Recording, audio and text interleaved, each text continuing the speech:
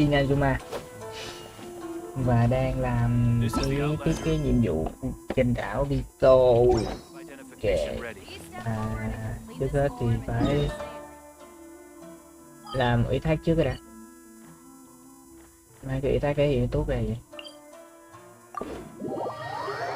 Ok, ok, ok, ok, tôi đã rất ổn.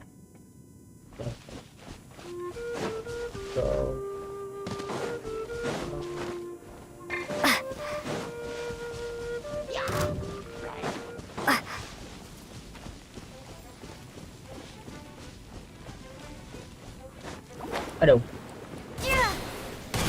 Thử nha.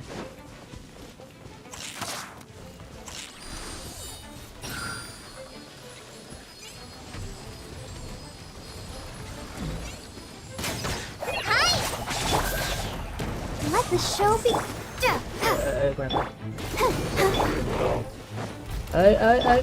Khoan, từ từ té đam nữa. Đây. Rồi những cái này nè. Cái này. Cũng được. 4.000. Mấy à?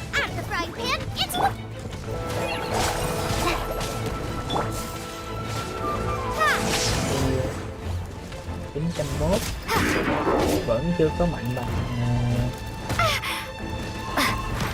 từ chút. I'll protect us. Lightning flash.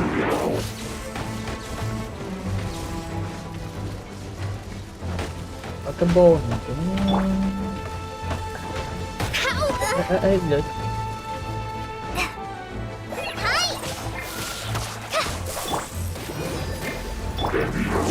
Đẹp. Chiếu vô.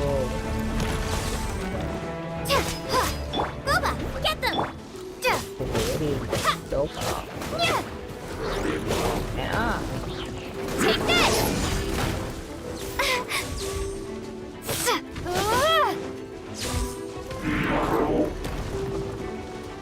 Chiêu hồi lâu ghê á. Để những cái I can keep going.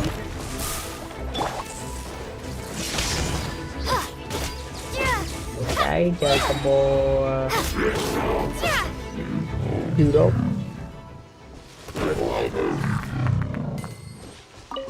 Nên nó vẫn kiểu Is this an answer from this world? không hiệu quả mấy. Kiểu combo khó chơi.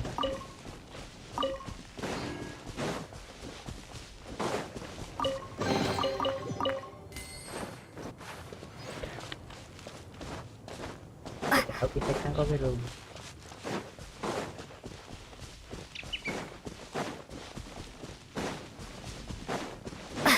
Mình làm gì ngoài này? A reward on the road. Đi đâu đây?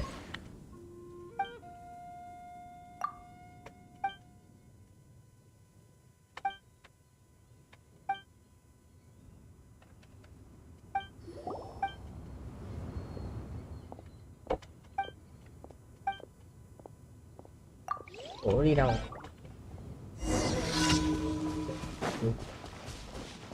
Chắc chắn bên đó nó có cái gì. Có trên cái đảo nó không xuất hiện ở trên map luôn. Đập mấy này.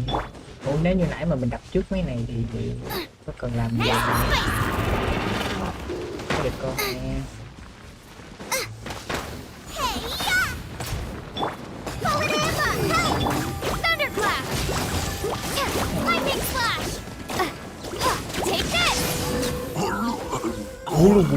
Mát đọc đam cao quá.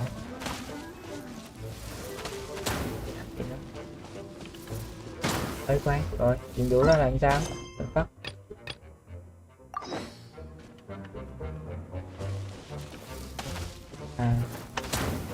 Đặt cái này đi.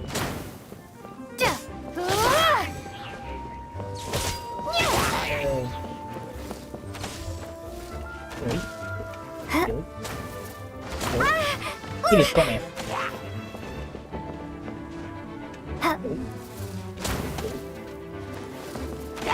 Thôi thôi thôi thôi.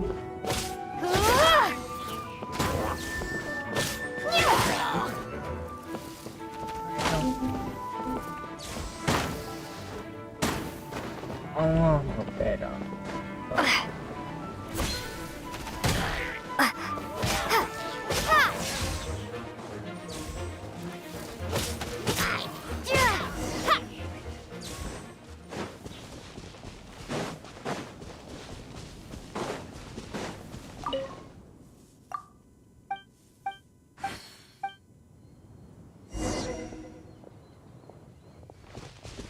Nhanh lên má ơi, còn gì nhiệm vụ phải làm lắm.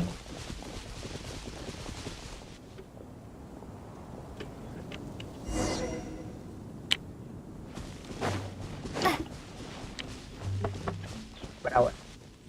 Bà trừ treo lên trên.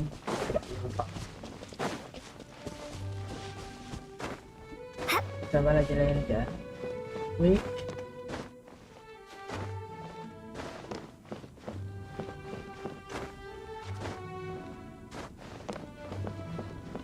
Cô gái canh gác cho nó.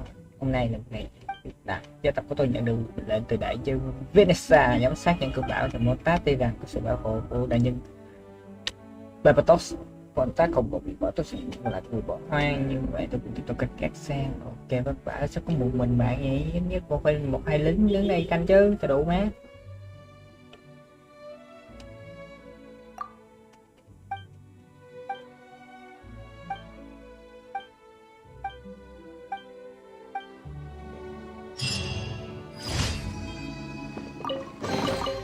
I'll keep this close. Ui, má bên kia có cái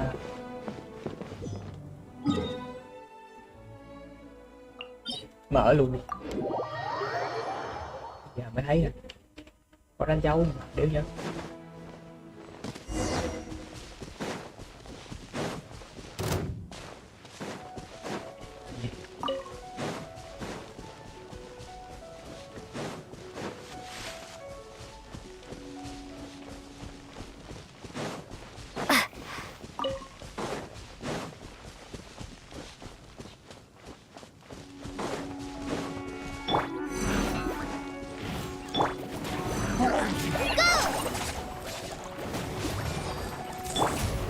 Lightning slash.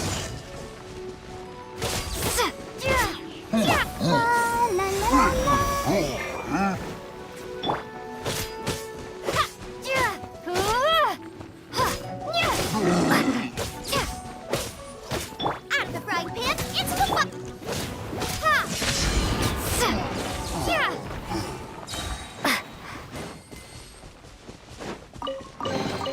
I'll keep this close.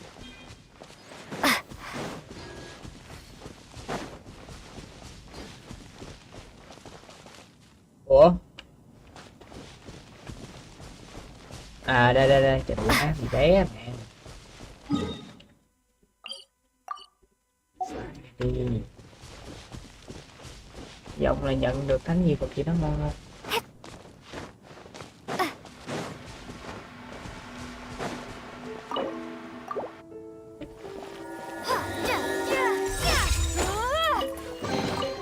Is this an answer from this world? Đâu. Không ngon lắm. Tân thủ.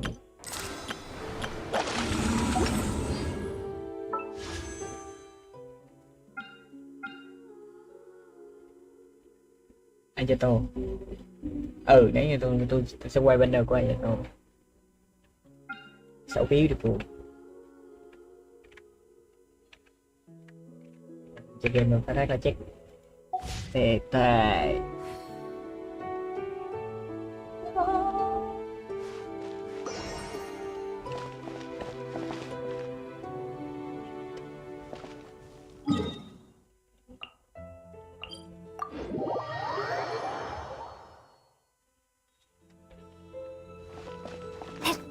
Rồi.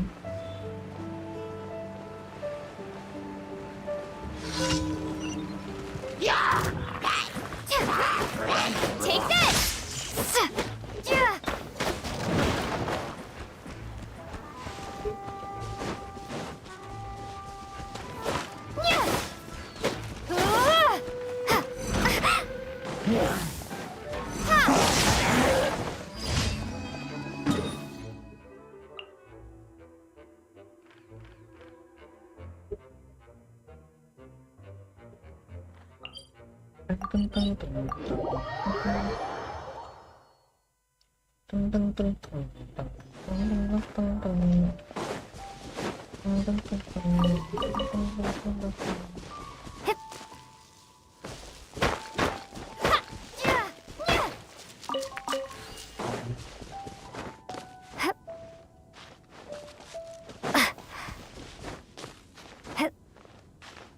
Cắt đôi ngón phụ, anh buông tay cắt đôi ngón phụ.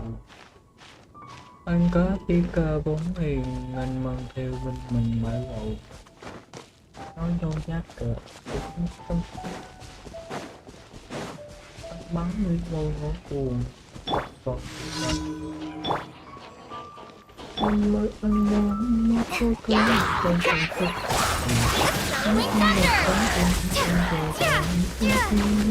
Lightning flash!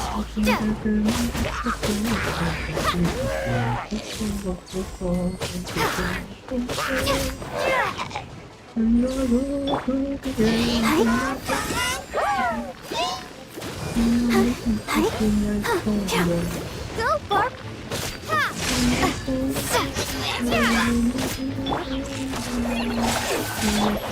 Nice and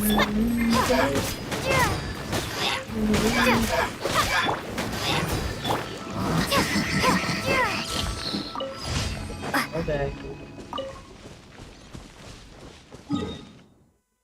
Nhiệm vụ này mới khoai nè, chưa cái mở cổng dịch chuyển ở chỗ này nữa. Hình như chưa đụng gì ở đây chưa.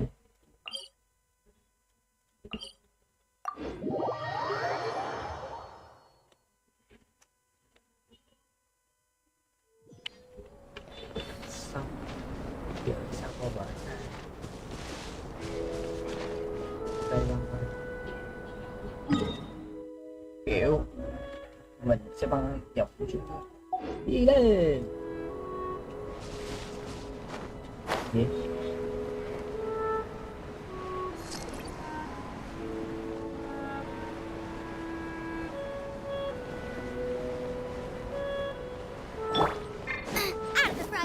into the fire! Open sesame! Oh, now I'm hungry.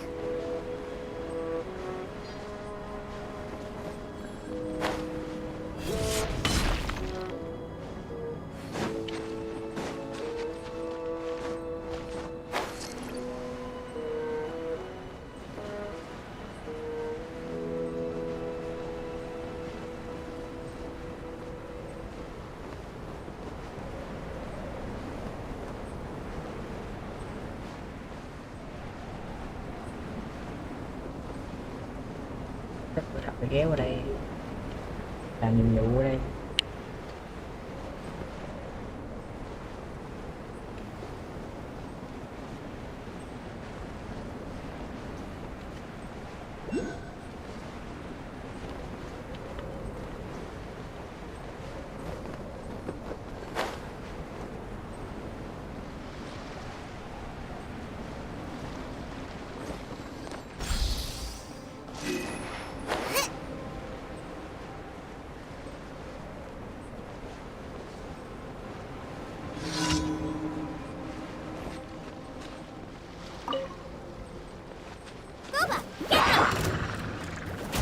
Take this!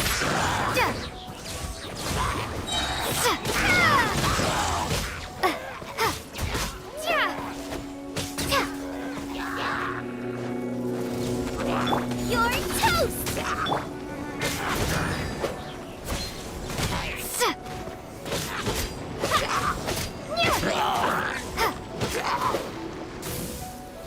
Đi đến đây.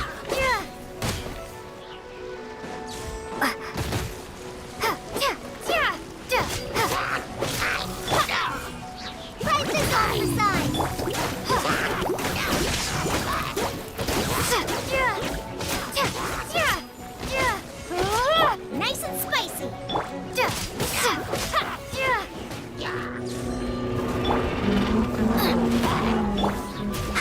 Let the show begin. Out the frying pan, into the lightning flash.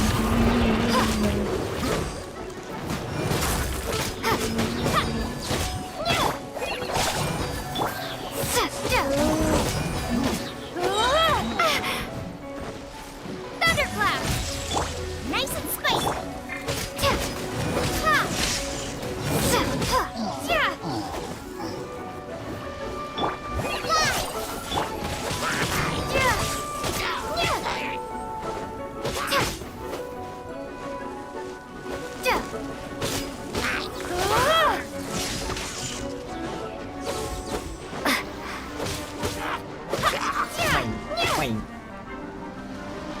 mày mày ok, vậy là xong ý đó thôi.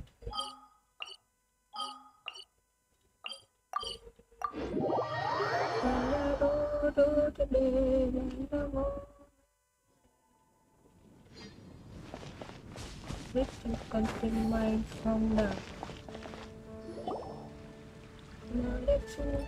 cái đấy vậy. So, Sucrose, the package you mentioned that you received before, it's not dangerous, is it? You need to be careful when you're opening packages. I once had a friend mail me some research materials, and all the bouncing around in transit caused a reaction. Once I opened it, oh, it... No, this package didn't contain any... Hey, Timaeus! What are you chatting about? And who might this be? Đồ kiến nghiệp. Oh, hello, you two. This is Sucrose. Hi, I'm Sucrose. Phụ tá của ngài Albedo's Albedo. assistant. If you have a... Ủa nhiệm vụ gì vậy? Huh? Ai cái My không? apologies. I don't get it. That's okay. You don't have to force yourself. I'm unsure that once we get... Hey, aren't you the legendary traveler? The one who repelled? I've heard so many stories about Đúng you. rồi, chính là bố mày đấy. Sorry. Don't mind me. What am I saying? Well, never mind. So, what we... Sucrose received a strange package. A strange pack? Yes. I Okay, believe it's from a Sumiru. Sumeru scholar who came... Ủa này có liên quan đến nhiệm vụ của A Sumiru package á. from Ủa it. mà There chưa qua đó wasn't mà ta. anything dangerous What the fuck? inside. I think I've seen Timaeus with some similar-looking cards before. So I came to... You've seen me with some car. No, they didn't... À cái ủa mình chưa lên cấp bài 2 mà sao làm cái thẻ bài này what You fuck? meant these? No, never. You could definitely say that it's called Genius Invocation. Genius Invocation TCG! À, nhiệm vụ We didn't know it had made it all... That's right. It starts with a young guy in Sumeru who finds an ancient casket of tome. It turns out that the Crocodile King was king after being unexpected. Huh? What's wrong, Sucrose? No. I was Well, I did go through a phase. What? Oh? Well, since it's a gift from a researcher I've Oh, right! And since... Okay, fun. Although, it seems like we can't learn how to play it anytime... Well, research. But if you'd like to learn the rules of Genius Invocation TCG, yep, that's the place. It's where everyone trying to learn the rules can be intimidating at first. Understood. Traveler? Paimon? Let's go to the Cat's Tail and try asking around. To be honest, hearing Timaeus talking about... Well, what do we... À cái này là nhiệm vụ chơi bài. Nhưng giữa chơi bài này cũng nhiều môn lắm mà để từ từ. Mình đang làm cái luôn Inazuma mà. Add Astra. Thank you for Cảm ơn nha bộ. Thank you, thank you. Add Astra. Tiếp về.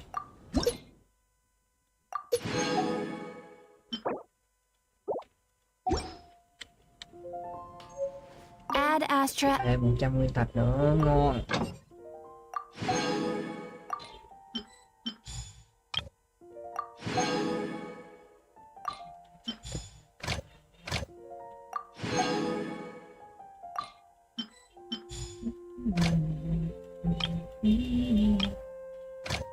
Những cái vị trí mà mình phải đi khám phá cái chỗ đó thì mình ở đâu hay là cái này. Okay. Mình chỉ ngồi lại không biết lấy cái gì sao. Có gì cái gì không? Cái này cái gì? Ok.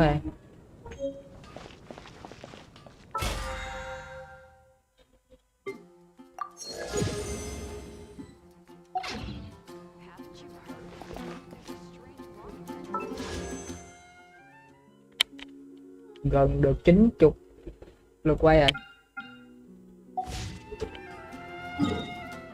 Có thêm mấy ngàn nữa hả?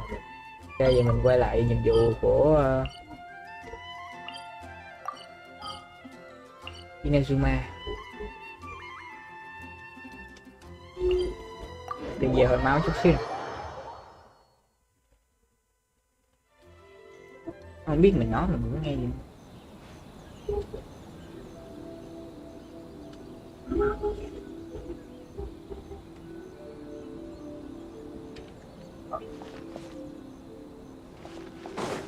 Kệ đi.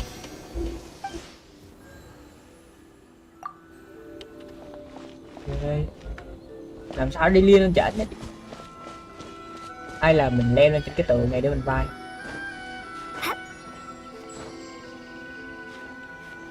Để được. Leo lên trên cái cây.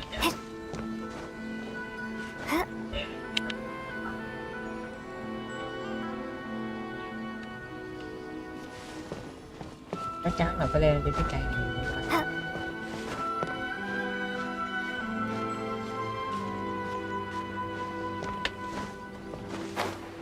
Lên.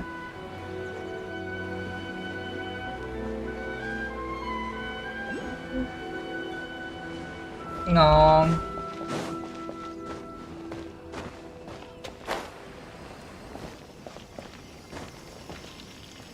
Tôi cá lại trên cái tòa có rương luôn á. Bà thử đi.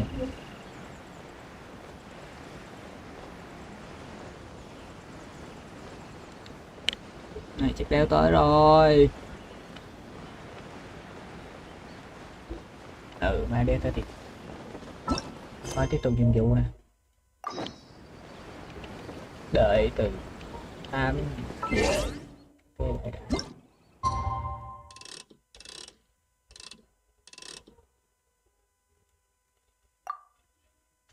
Trong lúc đợi mình vẫn có thể bay được hả? What the fuck?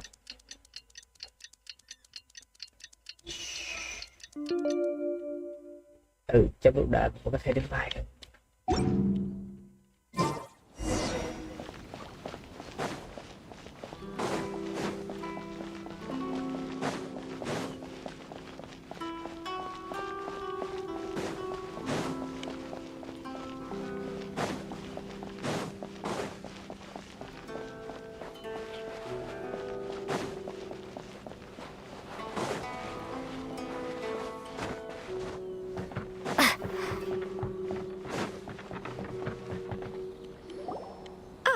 You finally arrived. Allow me to introduce myself. I am Hiragi Chisato. This is technically the second time we have... Wow. She's the daughter of a... No need to be so formal. I've long marveled at your accomplishments. Yeah. Paimon, or does something seem a bit off here? The reason why I wanted to secretly meet you here is... Well, I feared that I might... Discuss what?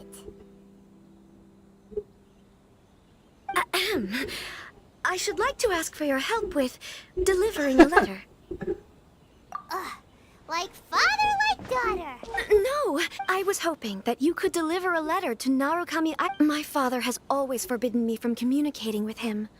He knows that there are prospects for my marriage that there is no one who would dare defy my father's will on Rito, but you are Outlander. Oh, Paimon gets the whole picture now. Of course, in doing so, I will also do everything in my power to help you leave Rito. To be perfectly honest, as long as you remain in Inazuma, my father will have no intention of letting you leave Rito. Yeah, we figured as much. It was pretty obvious he was just trying to hold us up here. I secretly overheard a conversation between my father and a very arrogant-sounding woman. They seem to be discussing how to keep you here on Rito. We don't have much time. I'll tell you... Okay. Very well. I'll be waiting for you at the border. I'm counting on you to deliver my letter. Ok, mà sao không nhắn tin đi cho nó lẹ rồi gì dễ thương.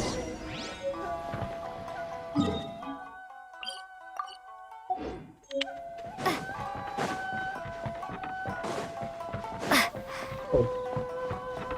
Gì đó? Nói chuyện được không? À, không tương tác được. Ô, lắc có gì?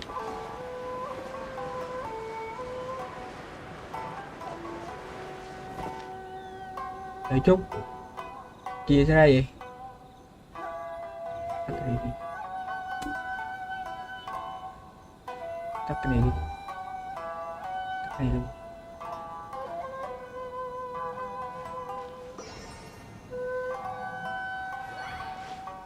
Kệ ra, sao tự nhiên lắc chữ trời.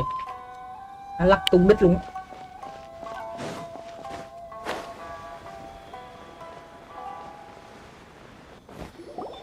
Hold on, please. These goods are being sent to Watatsumi Island? My lady, this is an unexpected honor. Is there something wrong, lady? No, as you were. My father simply has some concerns of the shipment's safety, and is... My lady, you aren't suggesting that you intend to escort the shipment personally, are you? There's certainly no need for you to trouble yourself with such a... Please, do not cause us any further delay. If memory... Yes, of course, my lady. Now, Không có nhân gì hết need trơn á. I remind Thì you vậy of đi. the penalty? Do you really presume that you can fully guarantee my safety on your own? Đồ căng. Chisato can talk the talk. Ê, nó thể hiện mình người quyền lực. Yes, my lady. Very well then. It's... Shinojo!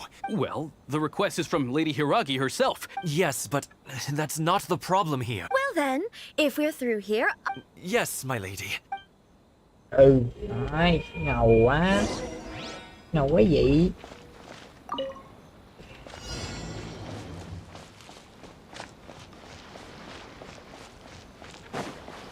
Thì cũng có mấy con quái trước mặt. My lady, please stay back. We'll handle it. Not as well as we'll handle it. That tingle? Ê, sao combo vui vậy? Get them. Đỉnh ơi. That tingle? Freeze! I got careless. That tingle?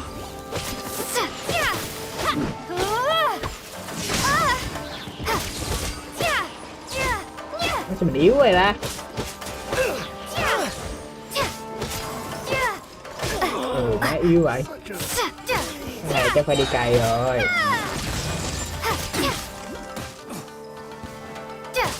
That tingle?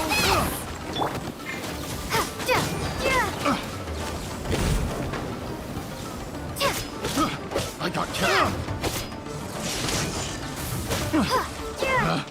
Picked the wrong test subject.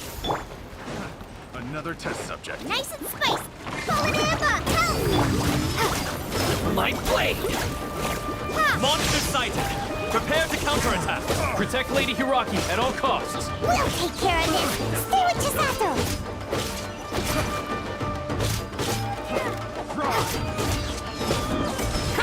Take this. Yếu quá vậy. Má đúng yếu luôn á. Rồi, này phải cày rồi.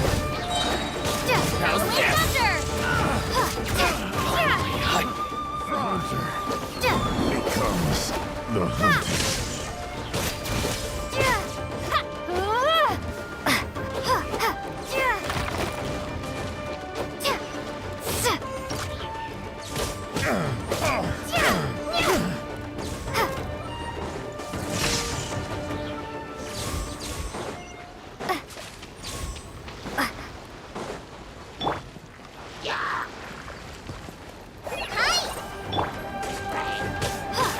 Watch out! More monsters inbound! Lady Hiragi, stay close!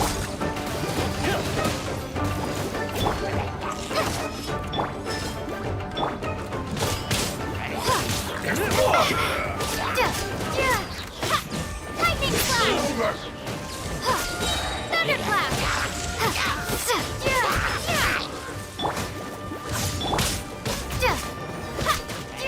Ready, steady, go! You're toast! Take this!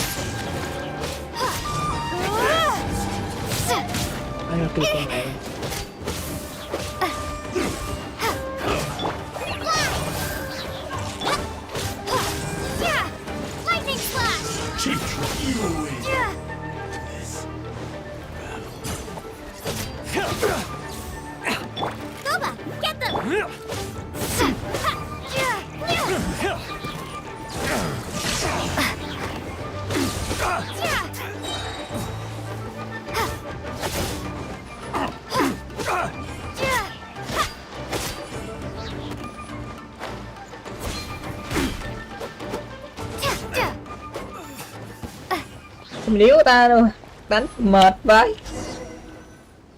Shit. We can take refuge in the village up ahead.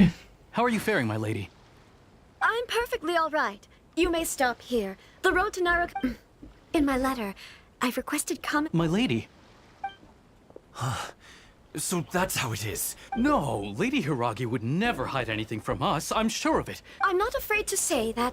The one... Shinojo, did you honestly... What? No, I was just clarifying, that's all. I would never in my wild... You two needn't worry. Please, forget that this ever happened. Yes, of course. But what will happen if you... Don't fret. My father has always been one to spoil me. The worst he'd do. Paimon never suspected a guy... I wish you a safe journey. Bye, Chisato! Come now. Quit your staring and let's get moving. Thôi không We've gì got buồn, goods to shift. không có gì buồn. Thôi, All right. thôi không có gì phải buồn anh ơi. Thôi đừng khóc. Không sao nè, không sao, không có người này thì mình tìm khác. Không sao cả. Tình yêu còn nhiều lắm. Whew, we're finally on our own way again. I suppose it's time we find Toma. Now, where did he say he would meet us again? Oh, right! Komori Tea House! Mệt quá. Không ổn một chút nào. Oh, hello. Xin chào, nhà lễ hành bộ vả. Tôi có gì này muốn nhờ bạn giúp đỡ. Bức tượng thiên hồ bên đó, trong số quả vật thân giữa người ta đồn rằng chỉ có người được lôi đến giá cao, những người can đảm và trân trọng tình nghĩa thì mới có thể lấy nó ra. Sức mạnh lôi tượng nằm rồi. Đây. Take that!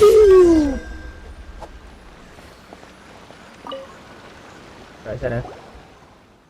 Tôi quả nhiên không nhìn mọi người, bạn chính là người cùng bạn tự lựa chọn. Với kỹ năng và kinh nghiệm của bạn chắc sẽ không thành vấn đề. Sắp đã rồi. Tôi là Hana Chiru Sato, là một nữ pháp sư. Pháp sư thì đeo mặt nạ sao? Tôi có lý do riêng. Ngôi làng trước mặt các bạn được gọi là làng Kodan và có một kết giới cần được phá bỏ và có một bí ẩn sau kết giới này. Hy vọng có thể cho thầy điều tra gọi kết giới. Xong nó sẽ chở tôi ra mở thường cho những cái hướng, nhưng mà nó vất vả, nhưng mà thường lương sẽ chứ tất nhiên rồi người tìm kiếm mình đi được có nó ra gọi lại và được một mình lựa chọn. Việc điều tra đều nhờ bạn. Ok, là mình sẽ tới cái làng đó để phá giải cái kết giới gì đó. Mà hy vọng đừng bắt ta lộn nữa. Má đánh yếu vãi cái nồi, đánh như tập dưỡng sinh vậy. Rồi đây chính là ngôi vàng cổ đan phải không? Bí mật. Bạn mong người thích mặt đã nghi mùi con thính con chó thì là bất sự. Chỉ là tu tự thôi. Ở đây trong có vẻ rất yên bình, tôi chắc chắn có chuyện gì đó để diễn ra. Đúng sư đệ nó nói chắc là có một gì đó, dù sao chúng ta có nên thổi thử cho người ta xem được nhiều. Ok, mình là phải đi hỏi dân địa phương. Hello ông, xin chào, đến đây làm khách sao có thật. Xin chào, chắc như từng nữa nó hài hả người khách thì nếu là bạn muốn chậm được dịp nhưng mà cô đang làm con tốt nhiều. Một vợ đã sắp nên 1 năm nó sinh này. Đúng rồi, thì có biết gì kỳ lạ sẽ đang ở đây không? Hình như có nghe mọi người đang bàn tán về tên đồn kỳ lạ, nhưng ông thường không để tâm lắm. Lúc này cũng tốt thì cũng tin tiền viên. Đây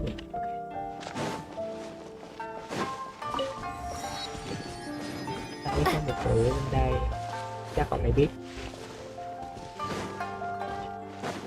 Tiếp xuống ạ. Xin là nghe ngon cuối cùng tôi không nghĩ là được cảnh đẹp hơn mọi người tốt nữa. Khi mất vision ta có cảm giác thiếu gì đó. Vision của ông ta nó nộp vision sau khi lệnh truy lùng vision được ban hành và người của hiệp hội Tenryo đã cho người đến làng và điều tra và bắt nộp ai phản kháng sẽ bị xét xử. Rõ ràng là vision thử trong lòng chắc kệ nó nhiều. Lên cái gì nó chỉ nhớ là không có người ta biến nó nhớ gì cái này bây đi kiếm bất tình thì cũng chắc là những bất ý nghĩa thầy họ qua đi cho được bận tâm coi những căng thẳng. Ok, ông này cũng vừa bị mất vision. Ơi sao lên ho được vậy dốc ơi. Ui té đắp mặt rồi bây giờ.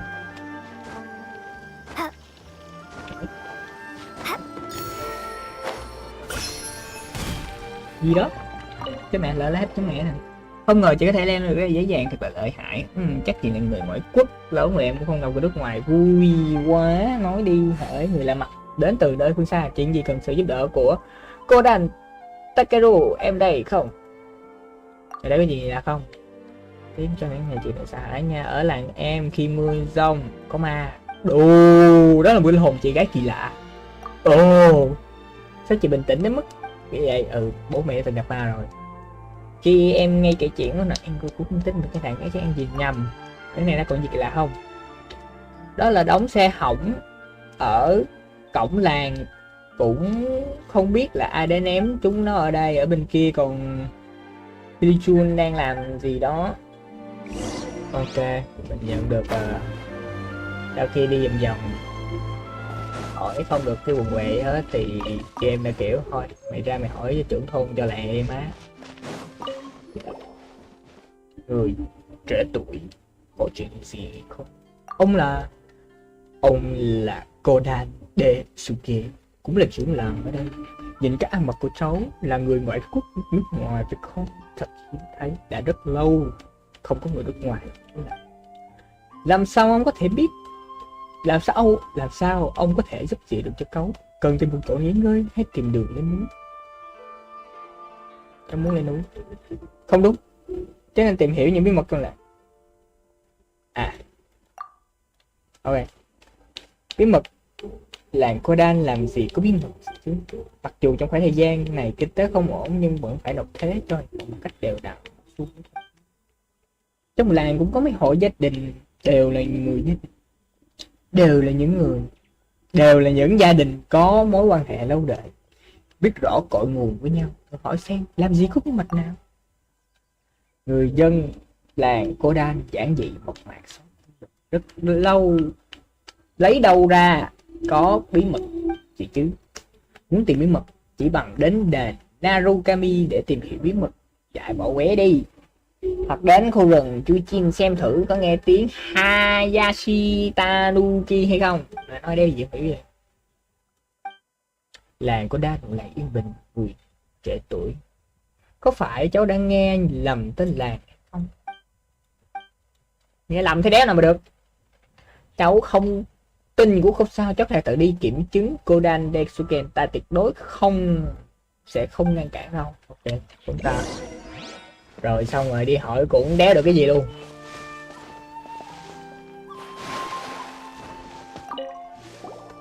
Xin chào chị, mặc đồ chuyện lạ. Người đây có chuyện gì lạ không? Chuyện lạ em không hiểu lắm. Chị muốn có chuyện lạ. Ví dụ như cái chuyện cái trường này không? Em hiểu rồi. Em đã nghĩ ra chuyện gì chưa? Một người ngoại quốc ăn mặc rồi có chăm tóc.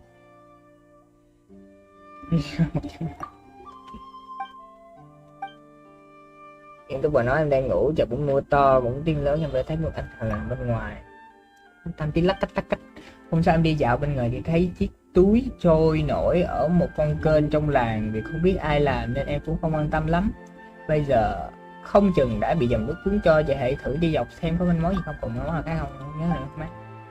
Hay chị có thể hỏi đến bố em, bố mấy biết rất nhiều chuyện. Bố em là ai? Bố em là Kodan Desuke, trưởng làng. Tao vừa mới tao vừa mới hỏi xong.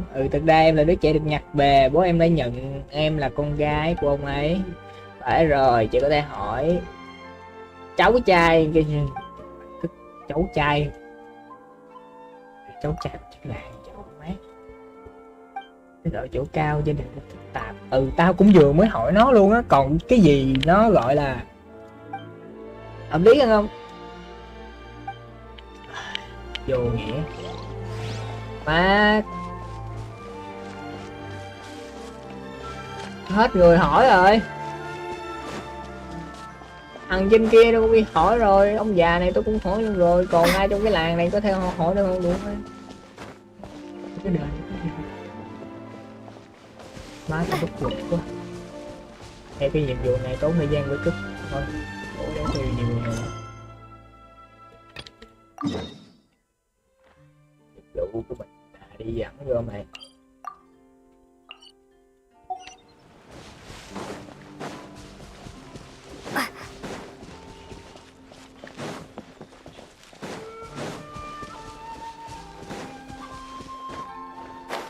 Má mình yếu vậy, yếu vậy sao đi cốt truyện được ta?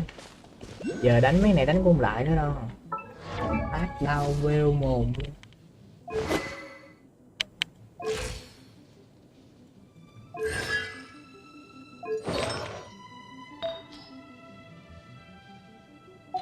Giờ mấy chiến thánh đi vật cũng khá căng. Giờ chỉ có đi cường qua cái này thôi.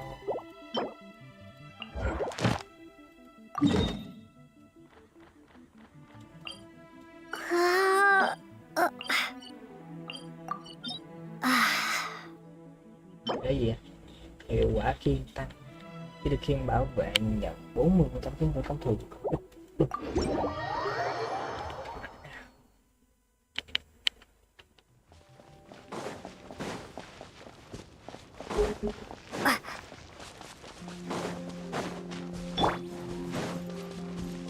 Tôi muốn mạnh hơn. Are you here to play with me? Let me amuse myself a little. Practice on the line. Let's dance.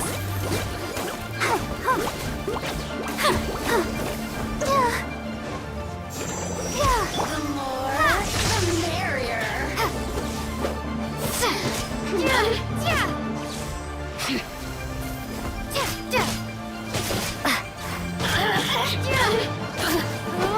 Over here. Over here. Over here. Take this. Over here. Let me amuse myself a little. Đánh cái con giữa đó. Blink.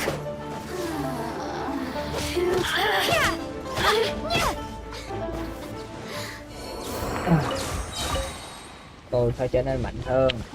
Mình quá yếu để đi đánh lộn.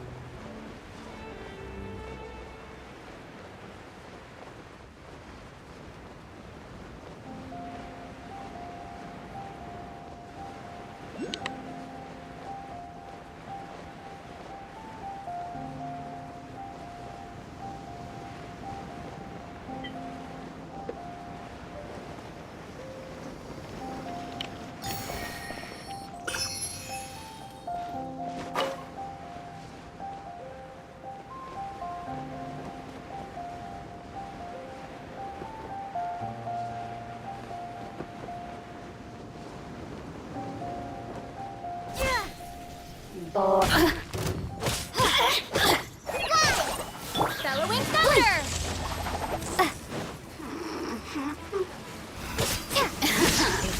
Let me amuse myself a little. Out of the frying pan into the fire.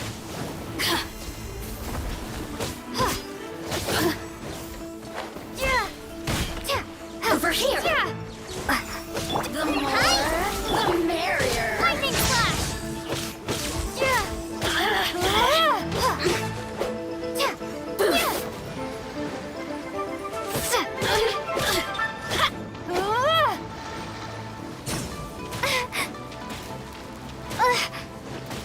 Ủa rồi nói đâu rồi? Nó ghê cái địch con mẹ. Nice and spike. Take this. Let me amuse myself. Thunderclap. Over here. Rồi.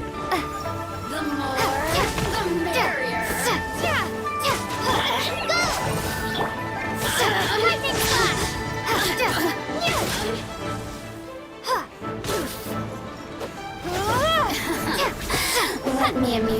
đây đánh lộn coi. Now the systems shine no longer.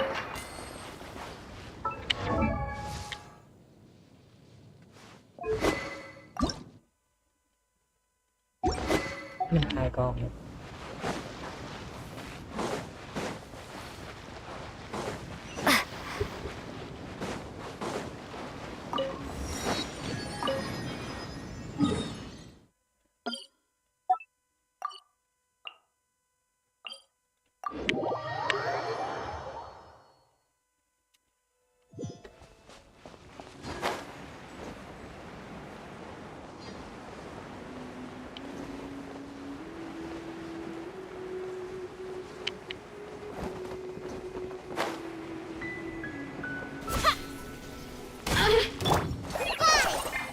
Ủa bạn, Over here. vài cực. The more, the merrier. I'll protect Blink. Fallen Amber, help! Oh my god.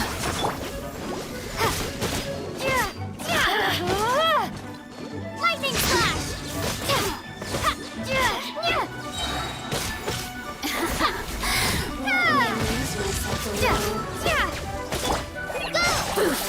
Oh, now you've got me worked up. The systems shine no longer.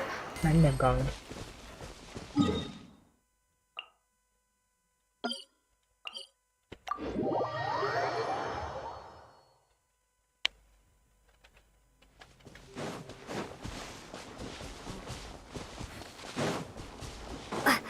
Thấy một gì?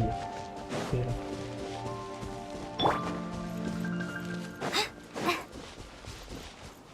Are you here to play with me? The more, the merrier.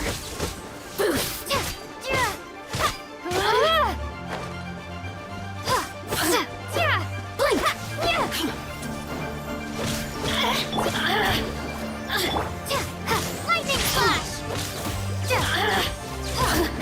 Over here!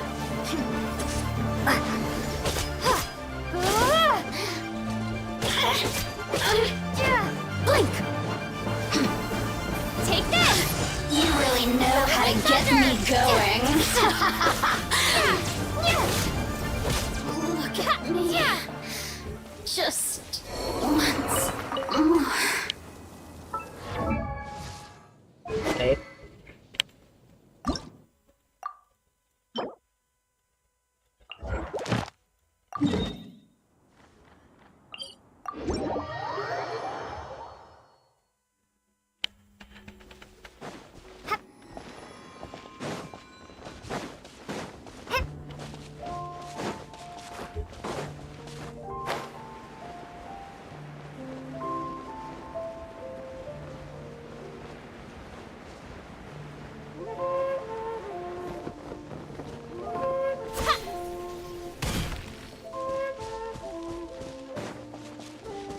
Và tôi đẹp trai. Mấy anh phải tôi đẹp trai. Hy vọng là đừng có đấm vô mặt em mà.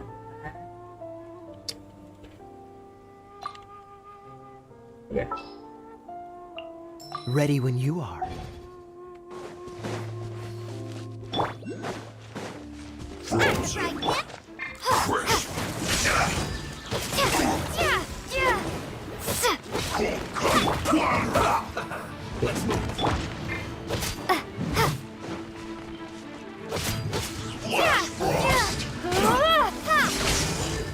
I will end you. Send this quickly. Nice and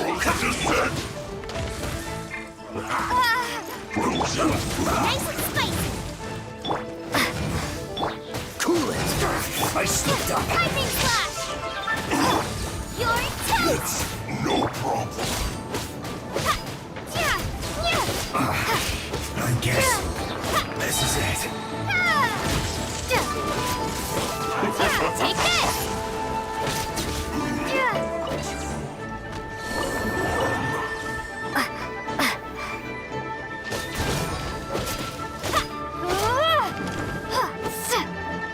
Lightning flash.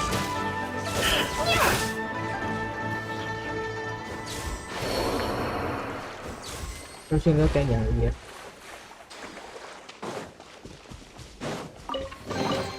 A reward on the road.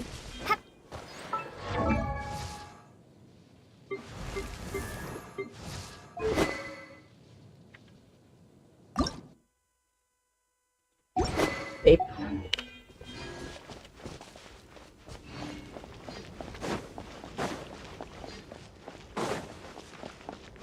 Ơi.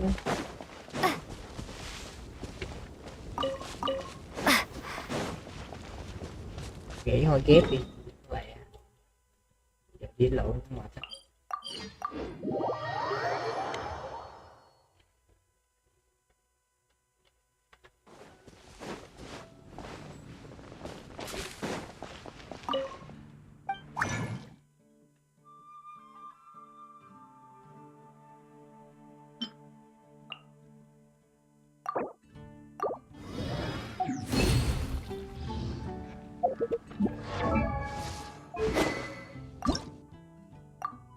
Nó thiếu một cái.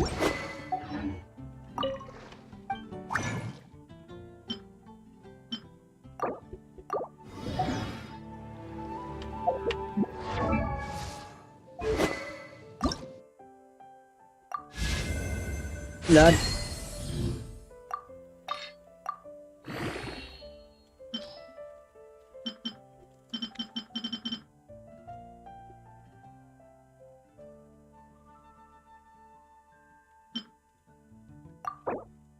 Lên cấp.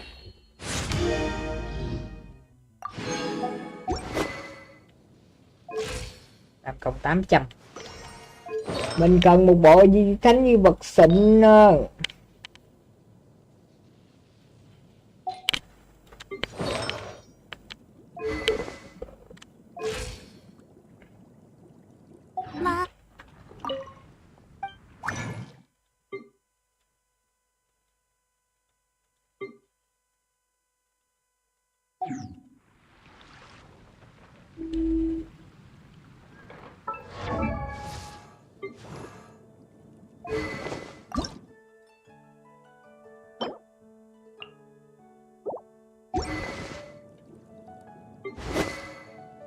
Sơn Tiên Phú nữa.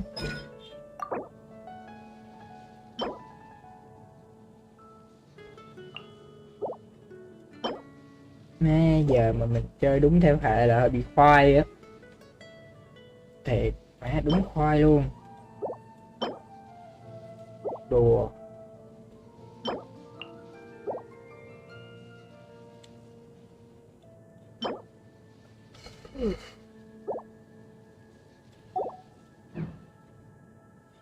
Nó đổi lại cái này luôn.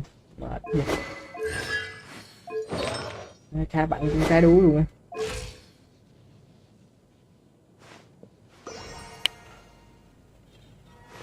Mấy mình có nên chơi một hệ không ta? Đang cân nhắc cái một hệ, cái này hơi hardcore nha. Đi cốt truyện đánh bao mệt luôn.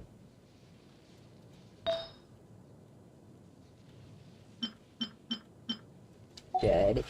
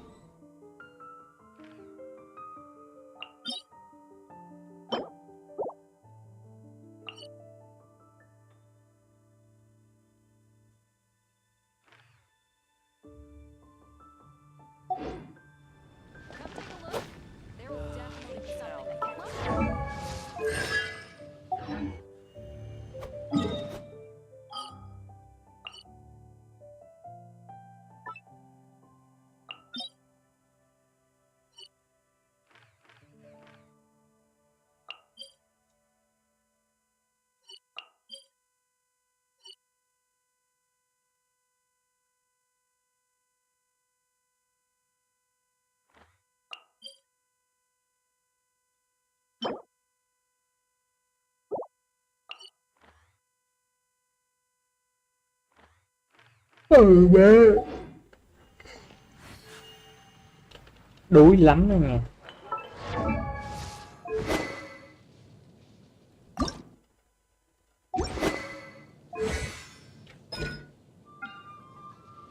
đánh trừ cứ 40%. 40% là chưa được 400 đam một lần đánh nữa.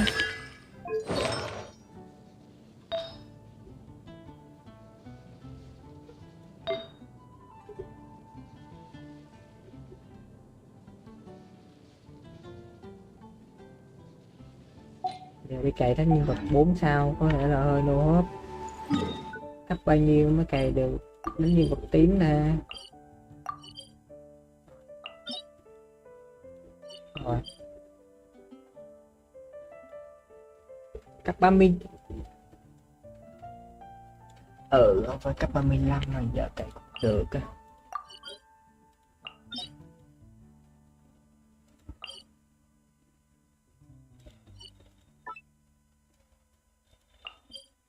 Kỳ phú thánh di vật cuộc kia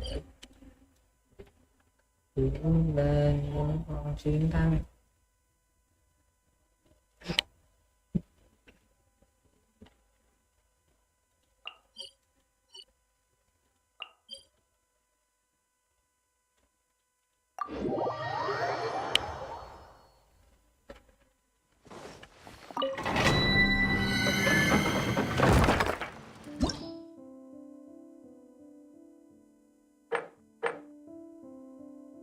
Vẫn hơi khoai nha, thấy lái luôn á.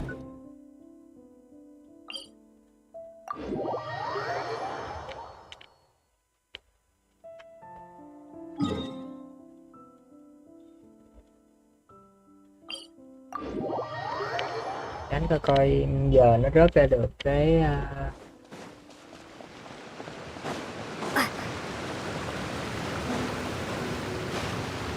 đó là cái món nào của thằng người ta cái gì đấu sĩ,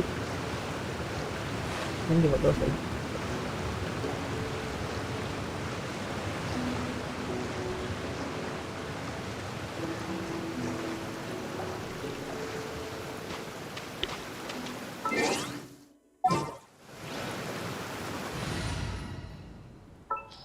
Lắc vậy từ từ uống nó lắc vậy. Ensure your safety. Ơi lắc quá. Về.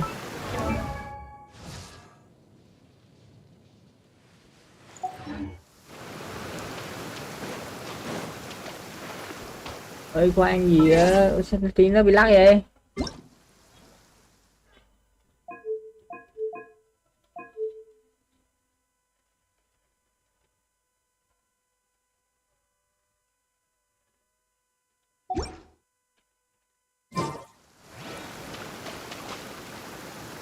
Sao tiên nó bị rớt ấy bếp dữ trời. Này đánh là bự mắt luôn.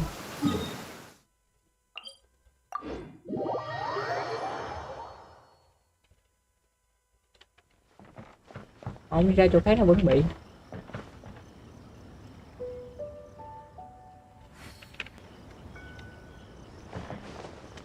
Được lại rồi.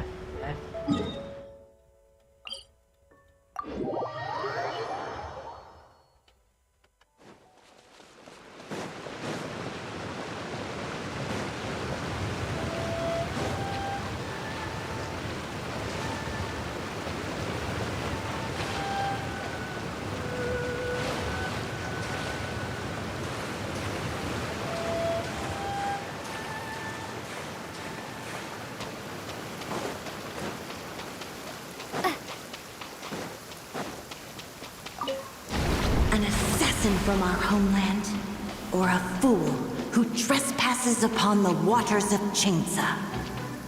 Coveting the shapes of the living, pure water can take on many forms. In this way, shall water deliver your punishment. Bye đó rồi sao đánh?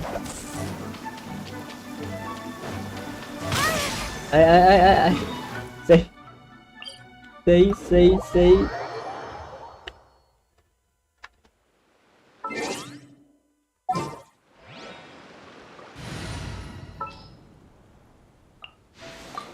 Here, let me...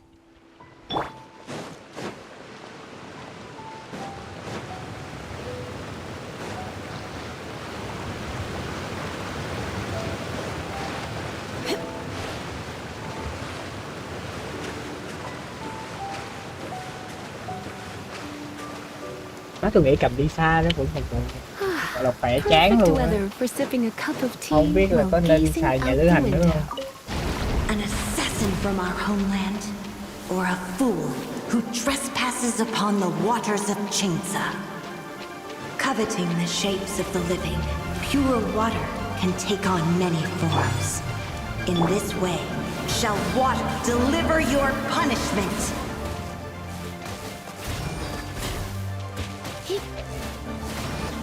The power of water is its ability to take any shape.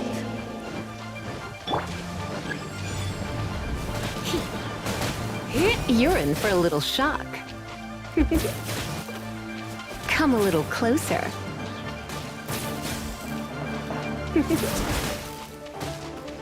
Without solid ground, terrestrial creatures become simply helpless.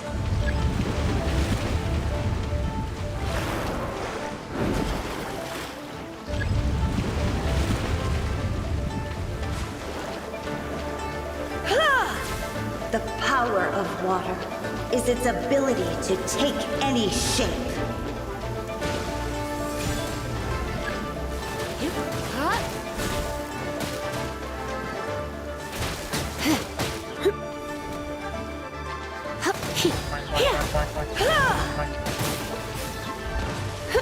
You're in for a little shock.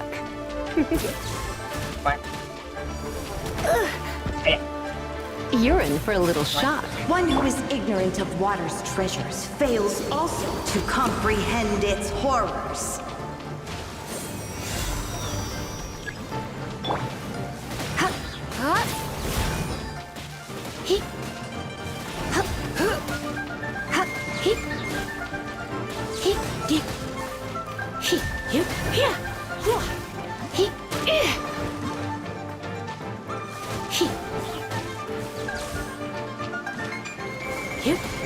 Come a little closer.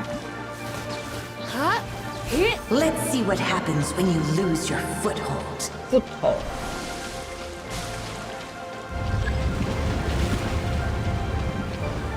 Foothold.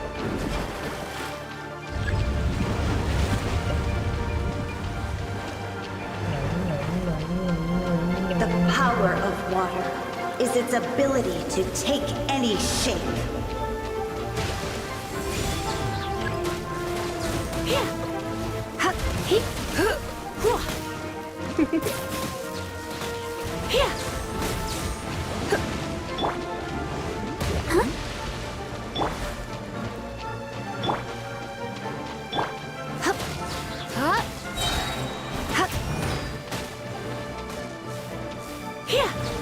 Ủa đi rồi. Come a little closer. As long as rain falls and rivers flow, Ủa xong rồi hả? water will exist forever. Vâng, vẫn có thánh di vật tím nhưng mình ra cái quần què gì á.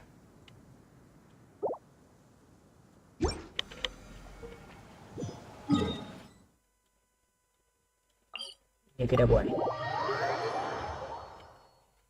Như cái đâu hoài.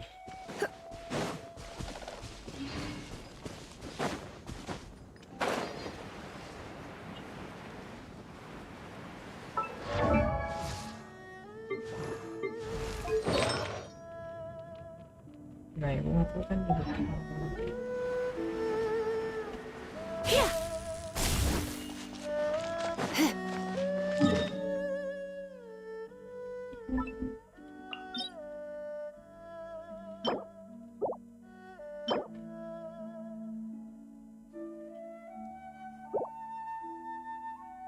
À 15 cày để nó di vật rồi. Có thể.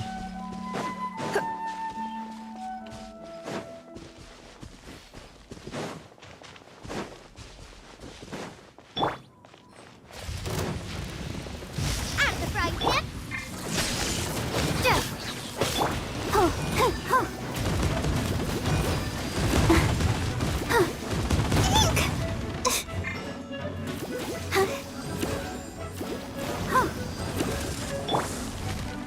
Nice and spiky. Try not to. Bellowing thunder. Take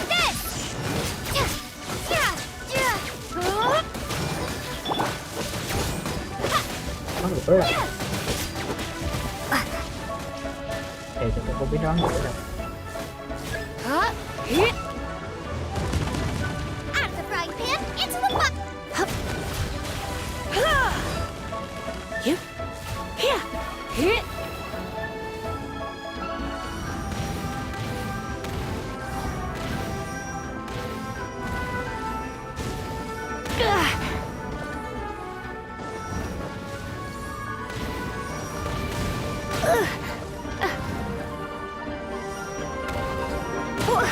Nha. Let the show begin.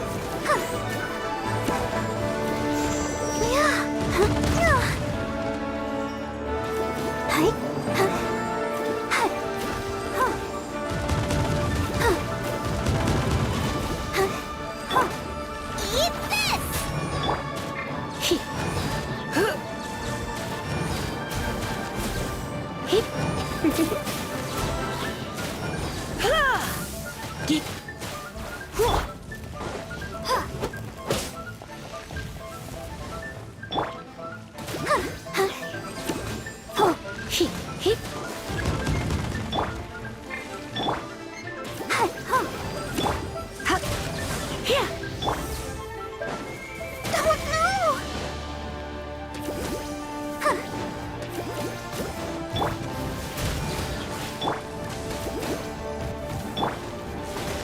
Ink! Let's...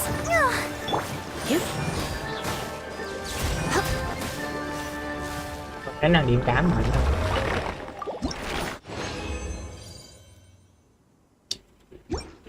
Không có gì. Không có gì ngon là sao ta?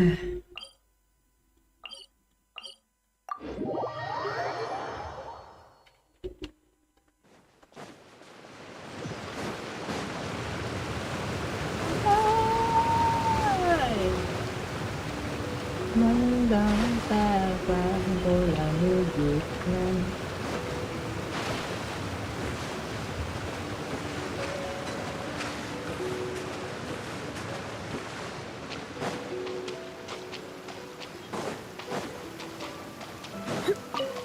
An assassin from our homeland, or a fool who trespasses upon the waters of Chainsa. Coveting the shapes of the living, pure water can take on many forms. In this way, shall water deliver your punishment.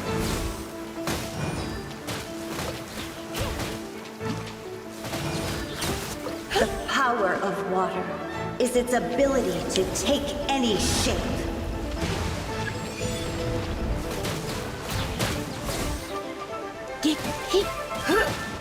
Without solid ground, terrestrial creatures become simply helpless.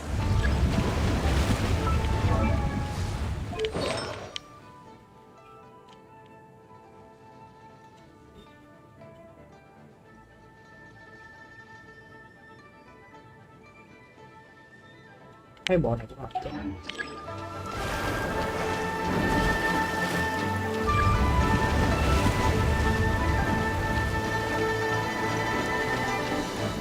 The power of water is its ability to take any shape.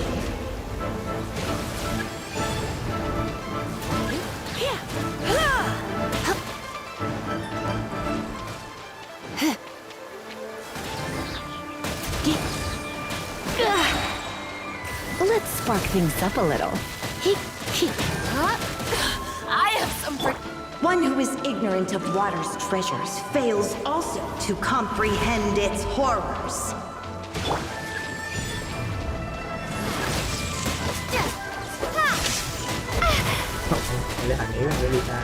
Ready, steady, go!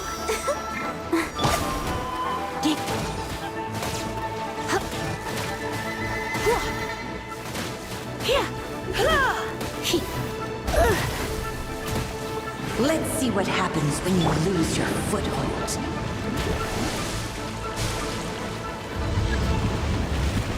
Oh no!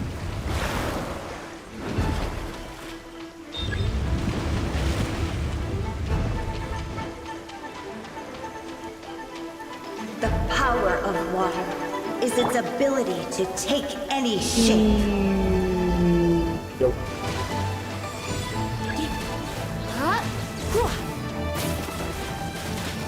Cho đến dần vô, còn vô. Xử lý cho nó lại.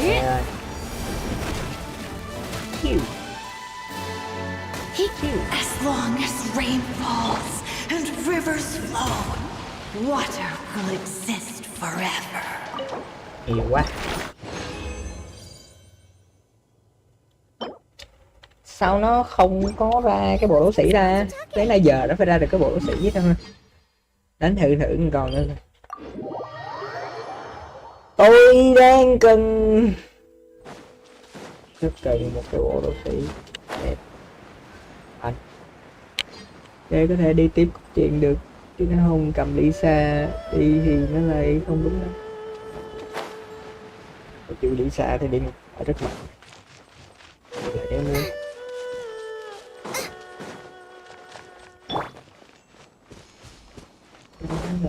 Vàng tôi hay là phải lên cấp 35 thì nó mới rớt ra được bộ đấu sĩ nè.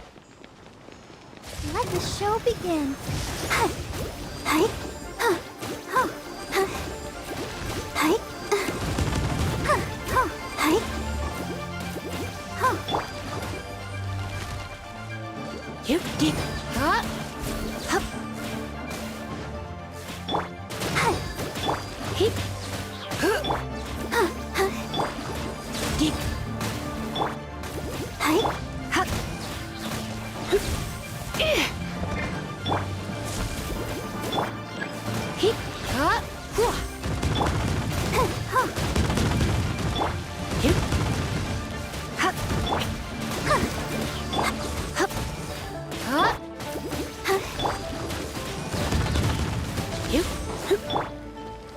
Let's dance.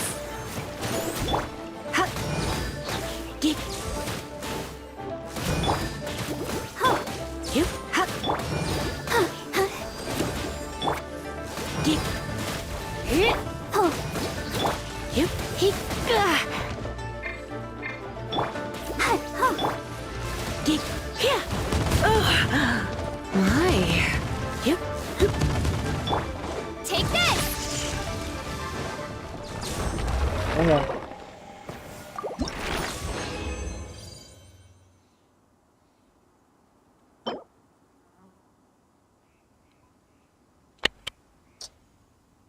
Cái này nó cũng ngon nhưng mà tôi đang cần bổ xịn chứ không phải là cái quần què này. Cái này mình cũng có rồi. 15 4,7. À được. Có khi cái này nó còn ngon hơn cả cái này nữa. Được rồi. Được chơi lớn này.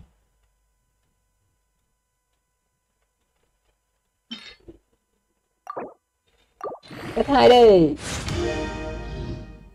Ừ, cộng tấn công. Sao có một vòng? Trong vòng thôi. Cộng tới đây. Đù mà nó cộng HP. Mà nó cũng y chang vậy, không khác mẹ vậy trời.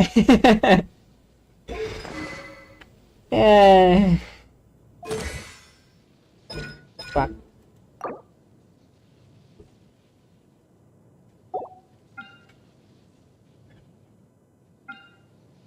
Cái tinh thông nguyên tố là tăng đam dựa trên hiệu ứng nguyên tố. Cái gì tăng nguyên tố là tay gia dựa cho phản ứng nguyên tố đem lại. Nếu như phản ứng nguyên tố đem lại thì sẽ tăng sát thương. Vậy thì nếu như mình nâng sát thương lên thì nó cũng sẽ tăng theo cái hiệu ứng. Thì nếu như chị đó có thể xảy ra thì chứng tỏ là nếu như mình tăng đam thì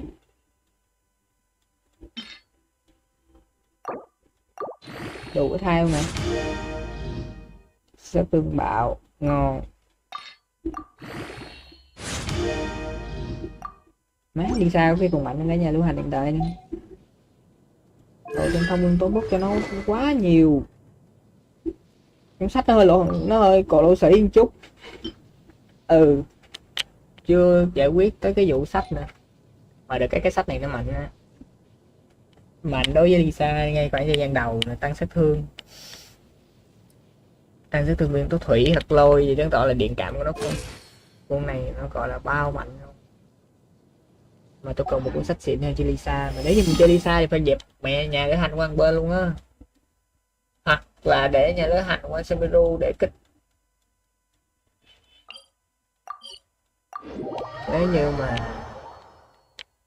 chơi vậy thì nó lại kỳ quá, kiểu tôi đang muốn để cho nhà lữ hành chiếm spotlight sát thương nhưng mà đéo hiểu một cái lý do quần về gì đó mà Lisa nó lại mạnh vãi chữ.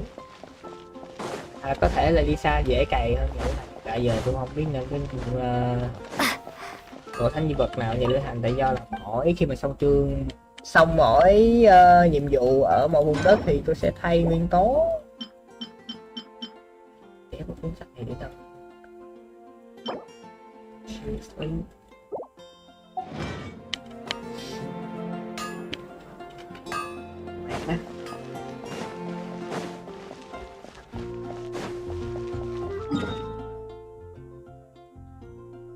giờ thôi mình dịp mẹ Lisa qua bên đi, Lisa mạnh rồi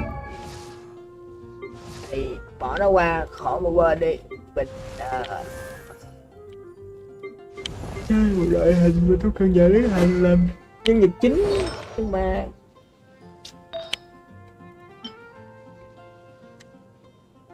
cái thường tao lo cũng ngon, tấn công chạy là vượt kích cái này cũng ngon, nhưng mà kiểu khi mà thay xong những đất này tôi phải bỏ cái bộ này qua một bên rồi, một cái bộ gì đó đi lâu dài ở nhà lữ hành. Mà nếu như mà vậy thì chỉ có mỗi bộ đấu sĩ thôi, đấu sĩ thì giờ cày đó đéo ra, cho nên giờ cái cày nhiệm vụ mà đánh lộn thì nhà lữ hành đánh đéo lại thiệt thề.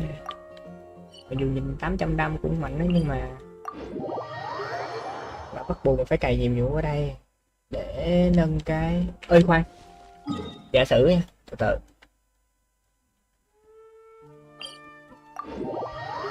Vậy là khi mà mình đổi nguyên tố đổi nguyên tố khác thì nó sẽ thay đổi cấp của thiên phú luôn à. Ví dụ như này là ở level 1 có thì lại ở sức mạnh có phòng đi.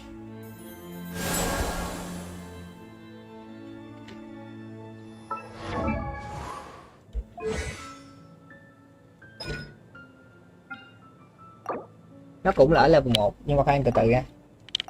Nếu như mình nâng cấp này xong rồi mình đổi nguyên tố thì liệu nó có thay đổi một chút nào? Áo đâu? Thử mới biết được.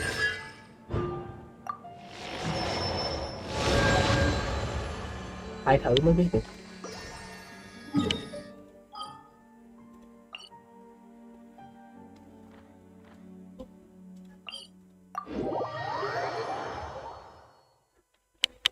Rồi đây, cái đó là nâng cấp hết rồi đúng không? Xong rồi mình tự đổi nguyên tố rồi. Rồi liệu nó có thay đổi hay không? Tôi nghĩ nếu như mà để game khó thì nó sẽ không phải thay đổi cấp của thiên phú. Ồ ngờ quá, mà đúng là như vậy. Vậy là mình phải chơi với cái thiên phú này cho nó đi hết cái vùng đất này mà hả, đánh đùi vãi cứt. Thiệt thề. Gì đây? Số lượng của sinh ra cái tố lo tăng lên 3. Huyết ngọc dậy sống là cái cục mà mình lụm được. Huyết ngọc dậy sống mang nào nếu nhặt huyết ngọc dậy sống nhân vật sẽ được đến gần sẽ hấp thụ hồi năng lượng nguyên tố và trong duy trì tăng hiệu suất nạp nguyên tố. Mà trong khi đó cái chiêu đó hồi đúng lâu hơn. Đáng ra nó định là quăng chiêu nó ra xong lượm cái cục đó để hồi lại để chơi cái thằng này, nhưng mà thấy nó hụt đéo gì quá lâu quá. Cái hiệu quả nạp nguyên tố này nó còn hay hơn là đam nữa. Tăng thêm tí hiệu quả nạp đi.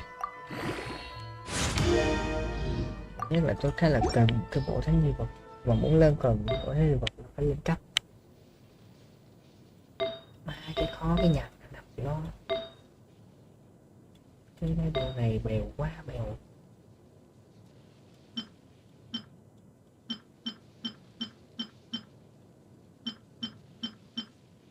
tăng sát thương vật lý. Vật lý.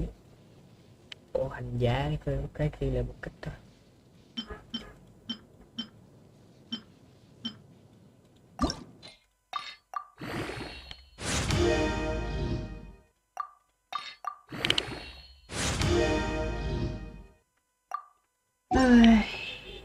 Cực khổ. Đây là vấn đề của những người chơi không gacha, hay gọi là chơi chay không gacha. Cực khổ. Giờ tôi rô là có khi rô được ra cả Ayato luôn á, nhưng mà thôi được, phải kiềm chế cái sự nè mũi của mình. Đã tự hứa với lòng lên chừng nào đủ 180 cục là 180 cục.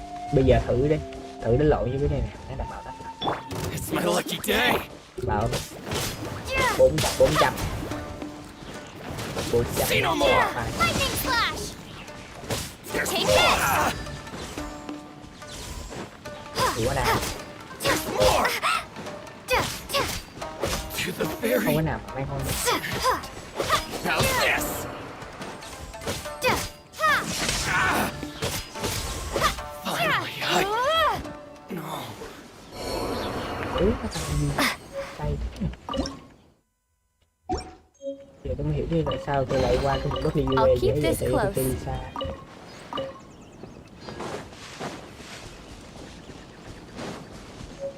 Này nó có cái gì đâu có vô,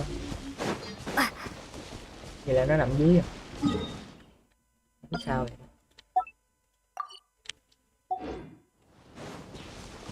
Từ nãy giờ không nghe mình hết trơn người ta,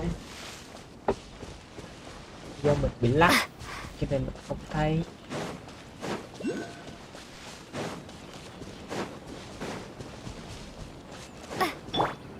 Race you! Nice Let's get down to business. lightning slash!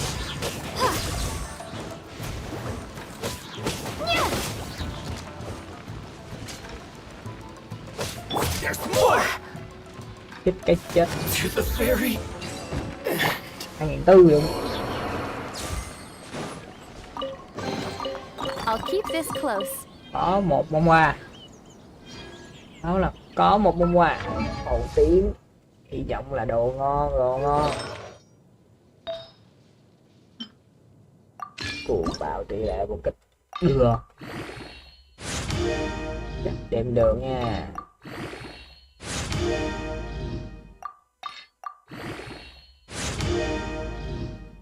Sát thương một kích luôn.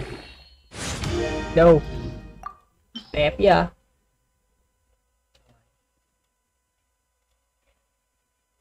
Ủa cái bông level 4 nữa rồi.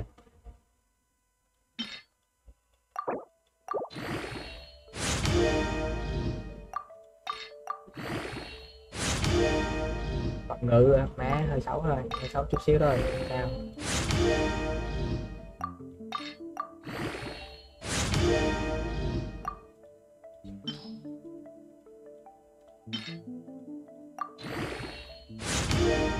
cái gì sáng rồi một kích được. Ấy ít chắc cũng phải được cái bông hoa nó xịn xịn giống như nè, phải xịn xịn giống như nè, chơi game nó đỡ, nó khỏe hơn chút.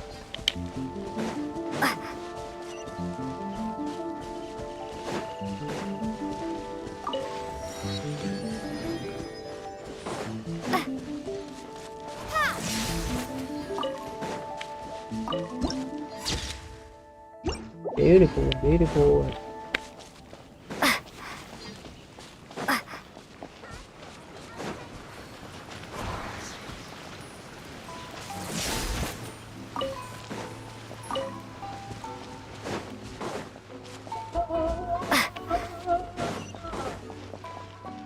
Naganohara's fireworks are the best in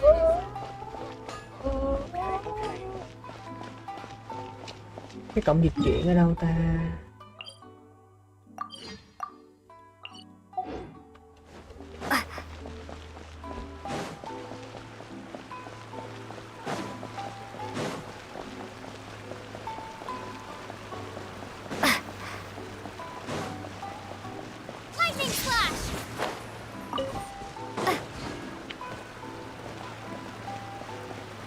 nhớ thì trước mình chơi game nó cực chưa chạy. Sao bây giờ nó cực thế?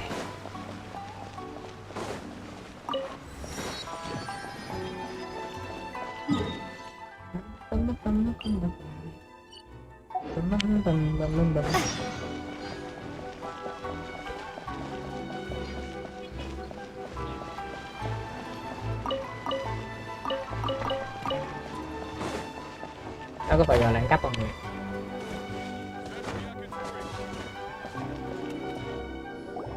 According to the letter, this should be the place.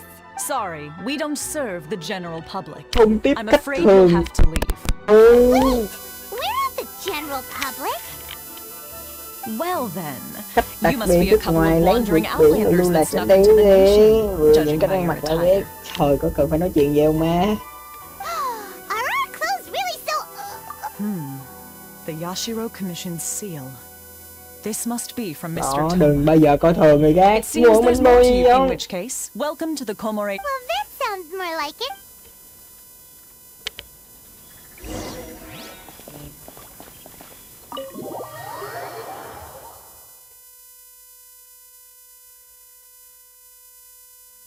Well, now that we're here, where's Tom? Thôi đâu đâu. Who forgot their promise? I was beginning to think you'd forgotten about me. Đủ sao mặt nó cau có vậy? What? Is that dog talking to us? Relax, no need to look so surprised. I Không take phải là it this is chó. the first time you've seen me in this form? Huh. So you didn't see anything like this when... Now that you mention it, this does suddenly seem less out of the ordinary. Alright, I've had my fun. Hey, you're this close to get... Well, I've had some time to kill, given that I've been waiting here for you, so I came up with this little fun greeting for... But in all seriousness, I would like to apologize about that little test you went. It helped us determine whether or not to bring you before Miss Kamisato, Kamisato. and whether you had the courage to face the lightning alongside us. Don't think that Paimon... Sorry, did I overdo it? Xin lỗi mẹ, xin lỗi mẹ. Let me just say this. You've often found yourself skirting... Naturally, this is due to your unwavering and A long time ago, we had a friend who was much the same. So you've heard of his story. Không có nói chuyện đó mà. His light still burns all the more brightly. Yes, of course. I will bring you to the Kamisato residence where... But before that, there is one other place... Oh? Where? I would like you to come with me to the statue of the omnipresent god. It's still...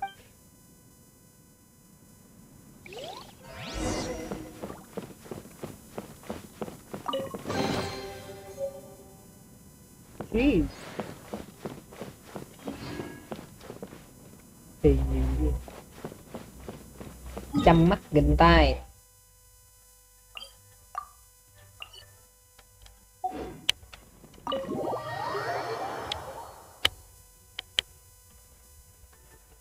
Có bao nhiêu tiền đây? Anh ra đây coi tiền. Tiền mình nơi để đâu vậy? Một cái đồng hồ hiệu quả nạp. Ừ đó, ít nhất cũng phải có một cái đồng hồ tiền. Ở đây ngày mới ta.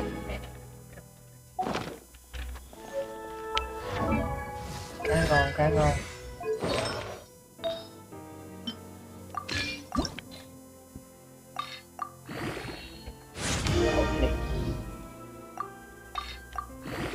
Con này thiệt, con này cần hiệu quả đặc biệt tốt, kinh vãi nào mới có thể đánh được tiếp. Để gì? Sẽ từ tới phòng.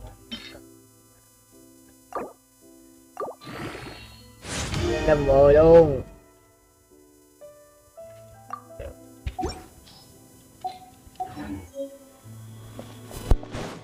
Nên đó, tự tin làm nhiệm vụ tiếp rồi đó, ít nhất cũng phải vậy.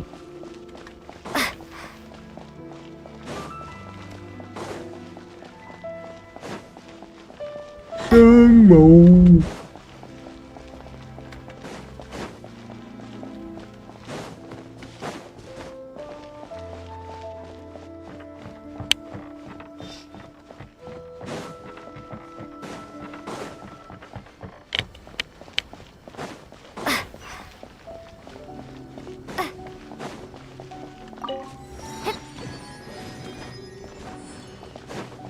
chăm mắt nhìn ai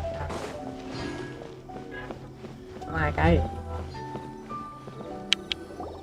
This area sure feels gloomy. People probably don't come, huh? Or pirates? Visions. gì vision Visions? đâu You mean all the visions that are collected from the vision hunt degree are put in? So you've already heard of the Vision Hunt Decree. tất nhiên rồi Before I try to explain, I should perhaps remind you first that as for Inazuma, it's known as the Nation of Eternity. The Raiden Shogun is both the nation's most powerful ruler. The eternity in question is her endless, and as such, she relies on the Tri-Commission to regulate the nation's affairs, and the Sakoku Decree to limit the people's... The Shogun wishes to keep Inazuma in stasis, allowing the stream of time to flow from one end. Seems like every god has their own. Of course, this is my own limited understanding. Perhaps the Shogun believes that visions grant people the power to change, and that her eternity, whatever the case. The fact is that the Raiden Shogun has dispatched the Tenryo Commission to... And this statue of the omnipresent god can... But if that's the case... Only outlanders such as yourselves would... And yet, I agree. The Vision Hunt Decree is something that simply should not exist. And Miss Kami-san... Đồ ui má cái gì rồi má nhìn mặt cái sợ mấy cái Sound? What sound? Yeah, you touch the statue and then... Aspirations? nguyện vọng Have you heard it before? That when a person's ambition reaches a certain strength, the gods look up. That is where visions come from. In other words, a person's vision represents their ambition. So if what you just said is true, then the ambitions of these people are stronger than I imagined. vision không phải tưởng tượng cho sức mạnh mà là nguyện vọng có từ cho sức mạnh Alright, time for the next stop on our tour of Narukami Island, chúng ta the cũng không biết vision Kamisato xuất phát residence. không biết nữa không biết nói gì nữa má giờ mình đi tới hiệp hội Yashiro má leo tới tuốt trên chợ luôn nè khoai à giọng là đừng đánh lộn nha má đang yếu giờ đánh lộn nữa bị đè đập thấy mẹ má mà không biết cái nhiệm vụ của cái làng này là để làm cái đéo gì chắc là phải leo lên trên núi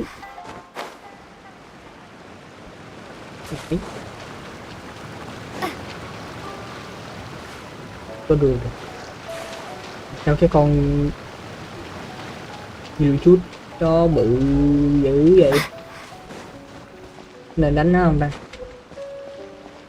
có cái rương kìa họ ra đánh đi biết đâu lượm được đồ ngon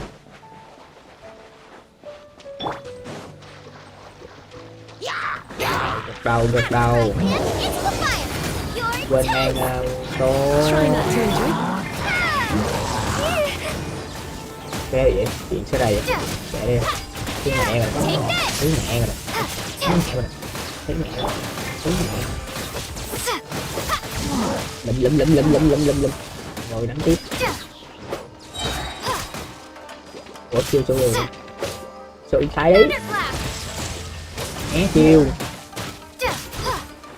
cái đít này ra kêu con chó từ xa đánh vào đâu sợ quá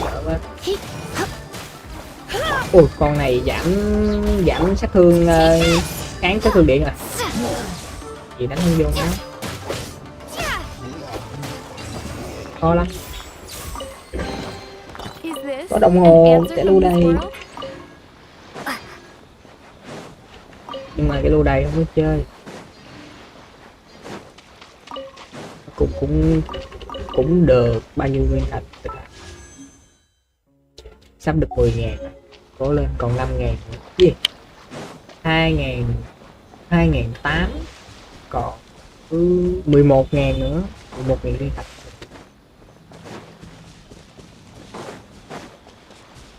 cũng được chắc làm cỡ tầm 23 4-5 cái sự kiện là đủ cái gì đâu thấy cái rương nha, thấy cái rương nha, né né. Từ đúng rồi đây. Lụm.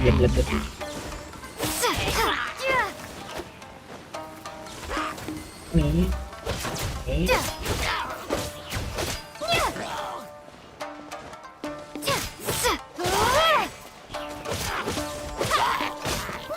Không để ý, không để ý thôi không cái.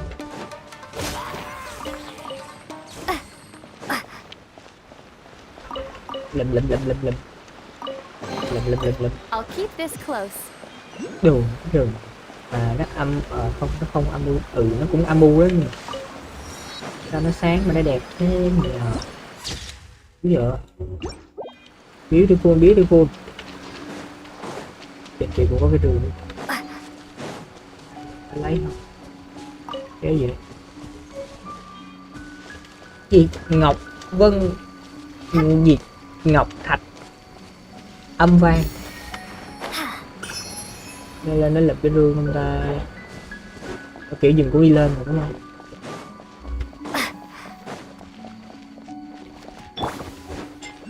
Hello friend.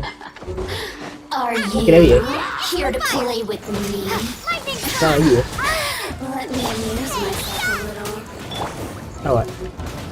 Let's spark Đó things là up. Don't be such a brute. đó là gì đúng đó? Gì đúng đó? The more, the merrier.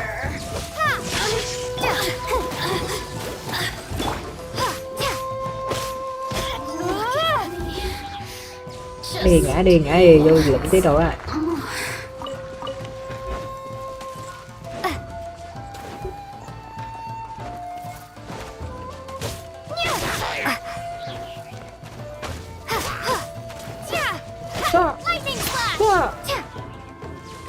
Kháng thường mạnh hơn phi nhưỡng hơn tốt.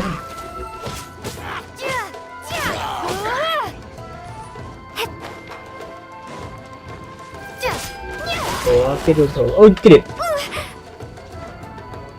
tưởng rương xịn.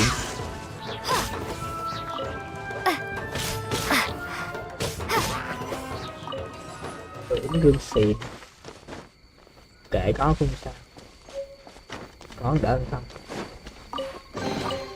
Is this an answer from this world? Ủa đường đéo này đi tới đó hả? Mình phải đi men qua cái chỗ đó đúng không? Ok từ đã lên lụm cái này cái đây giống cái đền. Ui nhìn giống con địa vậy. Cái đồng có 50 vậy là còn 50 cái 50 ngọc thạch nữa mà cái đó dùng để làm gì? Đúng không? Lụm. Nó cái này con này là gì? Rồi sao? Mấy nữa chắc thần linh gì đó. Đồ nó kia giống dẫn đường á.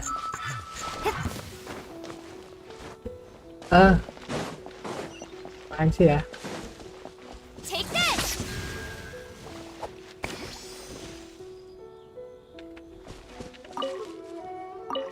Ủa rồi sao nữa?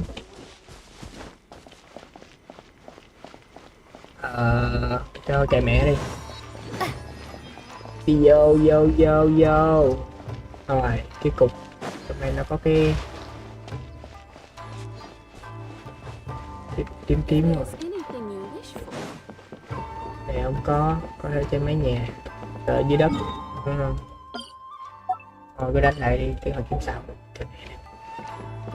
đây đến hiệp hội yes rồi đây cửa đây đánh dây à dương tập xếp. So, this is the kind of place where the big Nhà của shots of Inazuma live, không huh? có chương trong. Paimon kinda expected it to be snazzier. Welcome at last to the Kamisato residence, honored guest. Is this the Shirasage Himegimi you keep going on? Oh! Yes. As the daughter of the Yashiro Commission, consider it a time-honored tradition within the Yashiro Commission. Forgive me. Please forgive my lack of courtesy for receiving you in this fashion. Especially following such a I have awaited your arrival with great anticipation.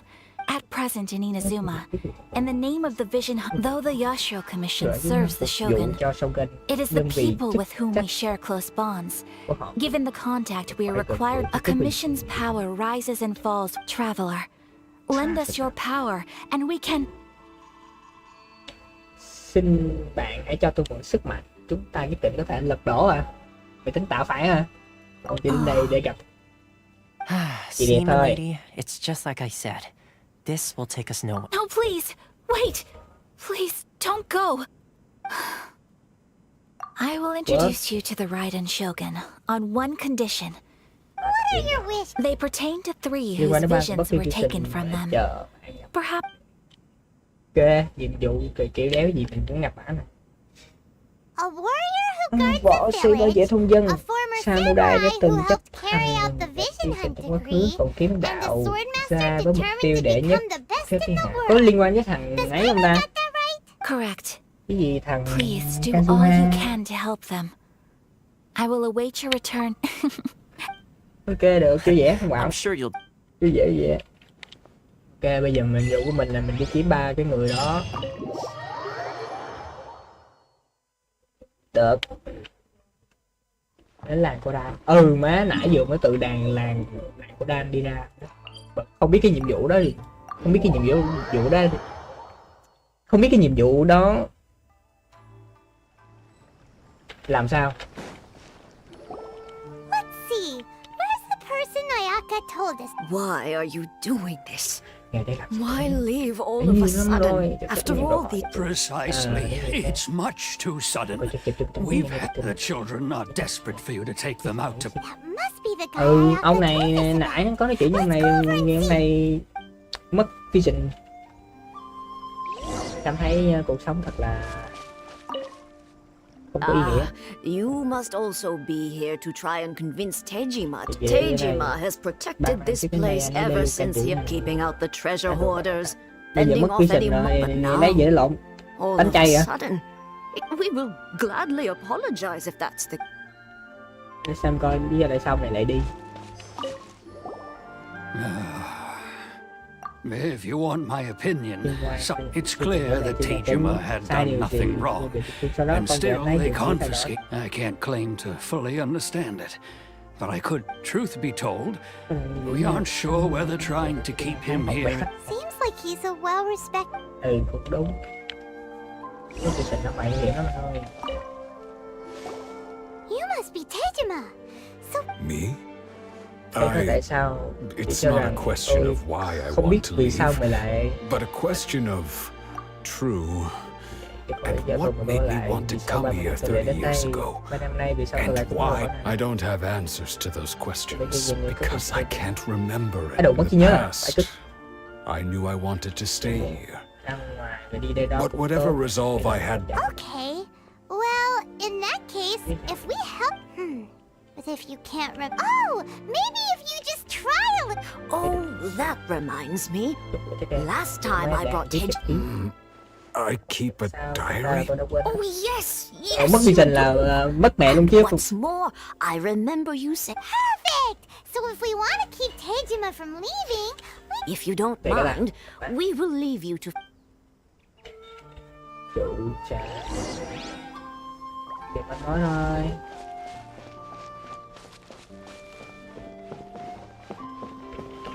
Cái ký này. Cái ký đâu rồi? Leo nó mình bật cực. This looks like Tejima's... Let's see what... Today, Ngày the hôm nay villagers tôi đã and cùng I mọi người got trong thôn together nước to cá cook để chúng tôi dried hụt về braised là salted khét mất fish. mẹ cái nồi. I messed up Anh and phải burnt giả vờ mine như a mình đang little. làm So I cá had to... nuôi Today, I hay helped cứu rescue a kid đứa trẻ who xuống had nước fallen với in nó the bản thân water. của mình. After I pulled him Bamboo out, he told me that vẫn his còn best đang ở dưới friend nước. Bamboo Tôi was gặp still lạc in the xuống chuyện mới water. thấy ra I Bamboo là con searched cua the của vậy water luôn. though. Phải cứ I went kite flying today. nay đi The thấy string nhiều. broke, so I Thì bị đứt chased nên after tôi it đang as đuổi theo fast được. as I Có thể ra could. không thể đuổi theo kịp. I Bên soon kia tôi realized I was never going to... Seems like your average diary of days... Huh? I went to pray at the Hôm nay tôi shrine lại biết again today and đến với thờ stayed để there a cầu nguyện while. đó khá lâu. The omamori you gave me phai has màu. faded a little, Nhưng vẫn but là it is thứ mà tôi still my... Now that's the kind of info we're looking for. bùa hộ mệnh đã phai màu.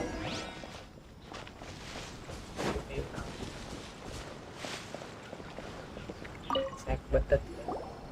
So this is the... interesting. Looking at the color... But anyway, if he had this with him all the time, there's a chance some of his elements...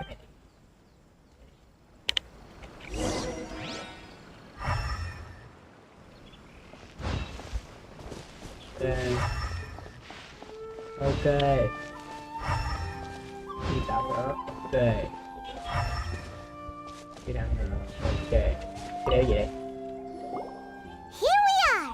Đây This ơi, seems to be... The soil looks có like vết it's been cào xới có lẽ disturbed. không?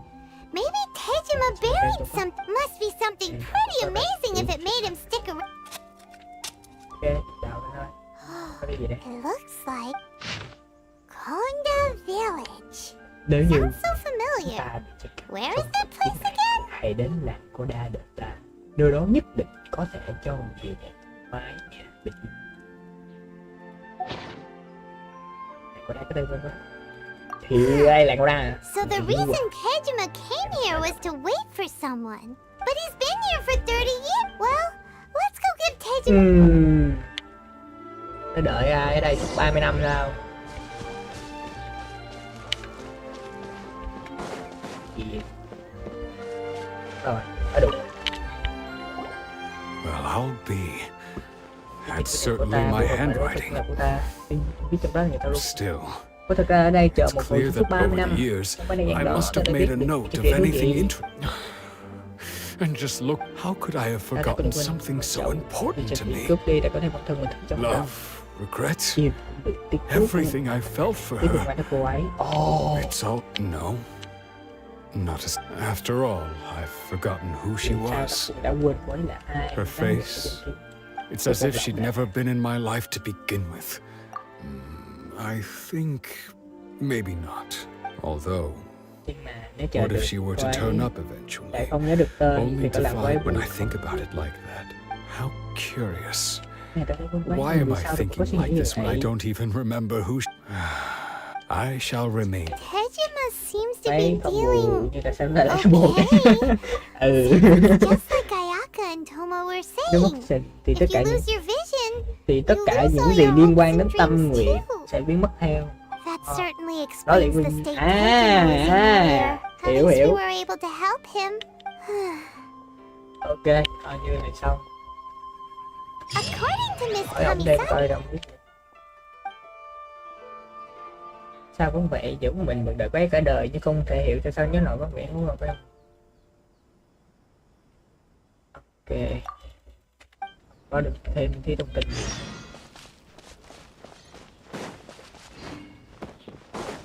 Chờ đợi con mới là. Và cái nhiệm vụ quái đản ở cái làng Koda đó là làm sao? Không biết luôn. Rồi ông này là ai, sao đứng giữa đường vậy? Xin chào. Người trẻ tuổi, có muốn đi dạo với lão phu ta không? Đéo. Nhiệm vụ của mình là đi tới đâu vậy?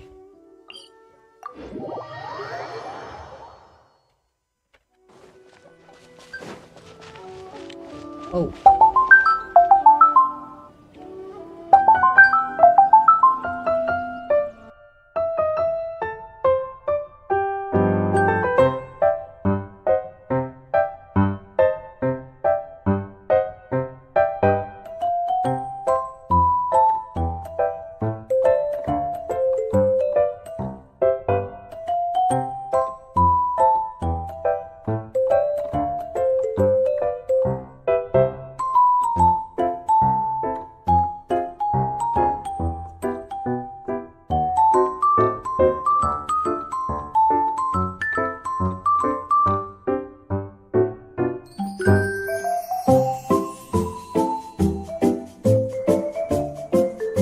Mọi người chờ tôi một chút nha.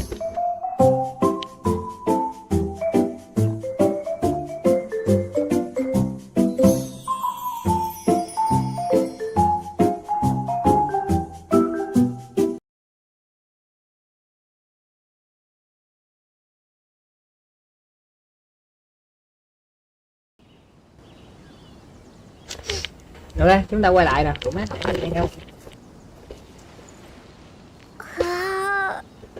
Ây à, cái gì đây? Let's go. Nhổ đi. Giờ chúng ta tìm tới người mất Jason nè. Là một samurai. They say the Tenryou Commission is directly controlled by the Shogun. They're the ones responsible for maintaining. But why would they take action? Paimon doesn't get it. Huh? There seems to be some commotion over there. Let's go see what's happening. I'll ask one more time. Do you intend to withhold this month's emergency provisions? The entire clan is counting on that food. We demand an explanation. How many times do I have to say it? You dare deceive us? Those provisions are essential. You samurai think you can just do whatever you please? The Tenryou Commission will hear of this. And who are you? Bình tĩnh, không liên quan gì hết. We heard the commotion and came to see what the... I see. You seem to have come just at the right time. This is Kurosawa. He's a samurai and a member of the Shogun's army. They issue emergency provisions to the area, and he's... In the past, we'd simply ask him for provisions and everything. He's keeping the provisions for himself. I just know it. No one seems to care about us. We used to think Kurosawa was a kind man. It's no wonder all the visions have been confiscated. The Raiden Shogun doesn't need people like... This must be one of the people Ayaka asked us to help. Maybe we should talk to Kurt. Định thôi. Sao vậy anh trai? I've never even heard of these emergency provisions. I don't know whether it's rumors or Nhưng mà whether nghe được they're tin trying to đồn ở đâu blackmail rồi me. chạy tới lừa tôi. But either way, it's ridiculous. My own family can barely get by as it is. Now, if you'll excuse me, I've got other matters to attend to. And that's the first bit of truth I've heard all day. The Shogun's army told me that I was unworthy of my vision. And they said I was slacking off in my work. Well, that's strange. You were helping enforce the Vision Hunt decree. To be perfectly honest, all I know is that I would perform certain things every month. But I don't recall, and it's not just that. I have... Does it have to do with the missing emergency? I didn't take any. Like I said, if I was taking them for myself, I wouldn't be... To top it all off, my house was just raided by treasure hoarders. Which is why I came here. If you don't believe me, go find the treasure hoarders yourself. Huh. He seems to be telling, but we better confirm. We should be able to follow their...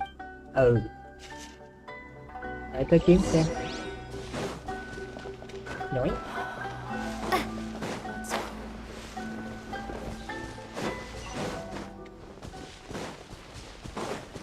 Rồi, thang nào ra? Đây. Có lậu. Chưa có lậu. We really outdid ourselves this time. All those samurai houses packed with goods. We really hit the jackpot. I mean, you haven't seen anything yet. There'll be a lot more where this came from.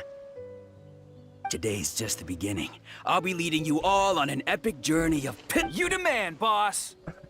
These seem like the treasure hoarders we're after. Look. Đâm nó. Goba, get them. Lightning slash.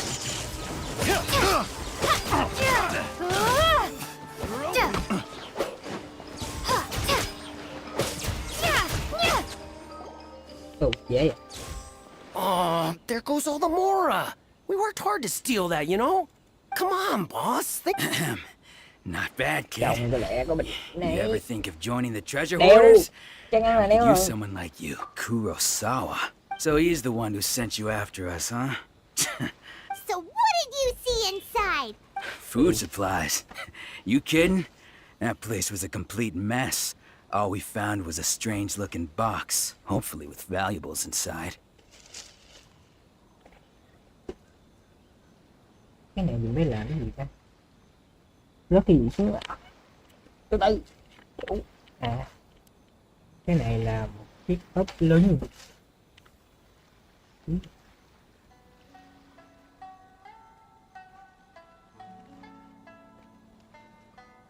I didn't want anyone else to see it, but now that you've caught us... You've got a deal. Now... Huh? Yeah. What the? Gì vậy? There's nothing in here. Yeah, a lot of them, and they all seem to be made out to the owner of it. We better talk to this missile. As for you guys, you're free to go. So, we redeemed ourselves for some IOUs. Shut it. Hả? Chuyện gì vậy? Nói lại không đi. Liên quan gì tới gì tao quá vậy?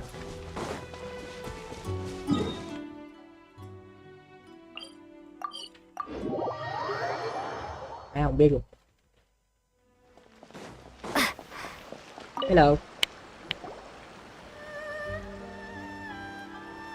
Welcome to Tsukumomono, or perhaps there's something you want to inquire about? Suku. À, được.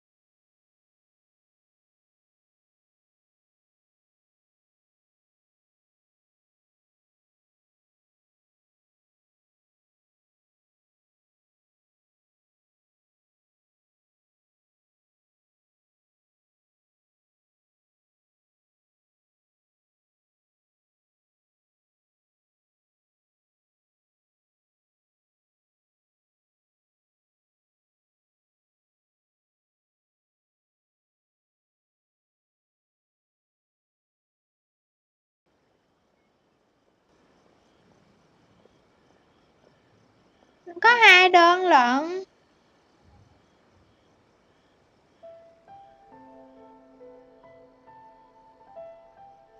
Tại ở đây người ta nói là ở đây người ta giao luôn rồi nè.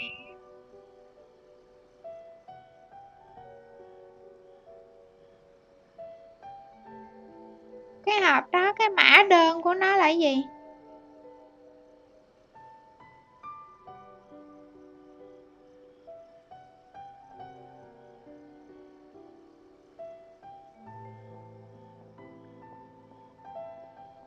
Mã đơn hàng là PKE 1121764605.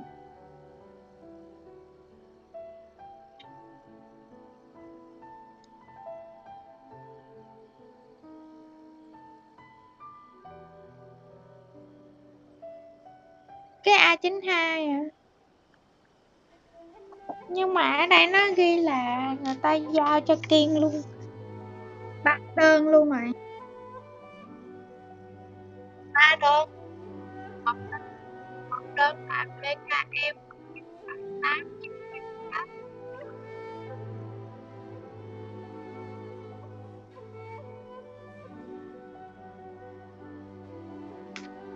Ah, so you're friends of Kurosawa, I take it. Perhaps you're here to pay off his debts.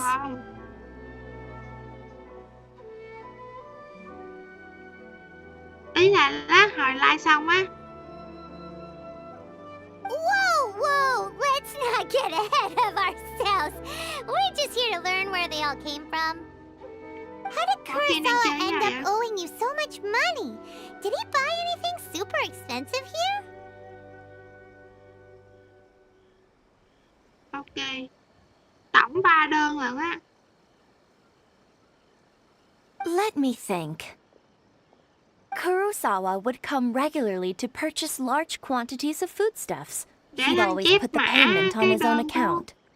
qua cho Kiên. However, the price of provisions began to skyrocket Gửi recently, qua bên and his Messenger salary nha. was no longer enough to cover the cost. So, he started writing out IOUs to cover whatever he couldn't afford of the usual amount. So that's how he was getting those emergency provisions. But why did he have to purchase a usual amount? If the prices increased, couldn't he just buy less? Well, if you think about it, the citizens receiving the emergency provisions must have been carefully calculating how much they needed to sustain them each time. Kurosawa thought that it would be quite the disappointment for them if they found they didn't have enough, especially after such long and careful planning. So he deemed it necessary to take on the debt rather than let the people down. Wow. Kurosawa was purchasing all the emergency provisions at his own expense. And no one ever appreciated what he did. They just complained and held him Kiên, chỉ có accountable. 2 đơn được giao thôi, còn đơn kia trực đang tới. Vậy nha. See you. Yêu Kiên nhất đời. Mama. Ok, go go. People's Okay, Mew Mew. attitudes will always reflect their circumstances. Okay. In the face of hardship, nobody cares to think twice. If you ask me, of course, I'm sure there would still have been some unrest. What he was doing was truly a thankless deed. As for why he chose to spend his own money on emergency provisions and never tell anyone, if you're still curious, why don't you go ask him yourself? I see. That reminds me, it seems that his vision was recently most unfortunate. If he doesn't clear the debt on his name, he'll have no choice but to sell. Sword? What sword? Oh, didn't he tell you? He possessed. I've asked him about its origins. He told me that it was a gift from his father, that it was. In hindsight, I regret that I never made an offer on it. Why don't you ask him about the sword yourself?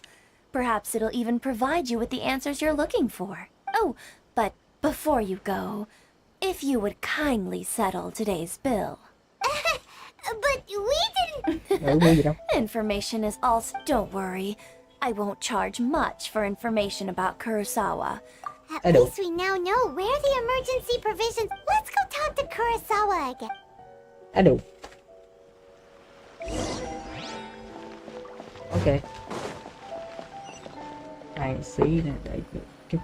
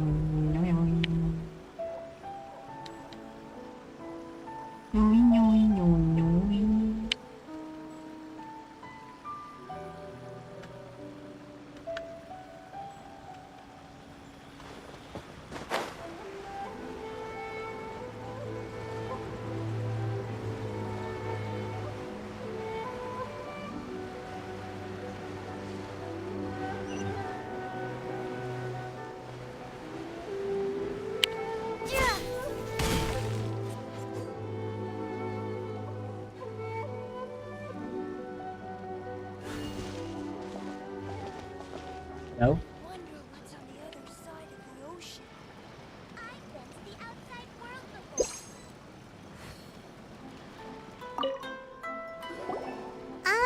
What are you doing here all by yourself?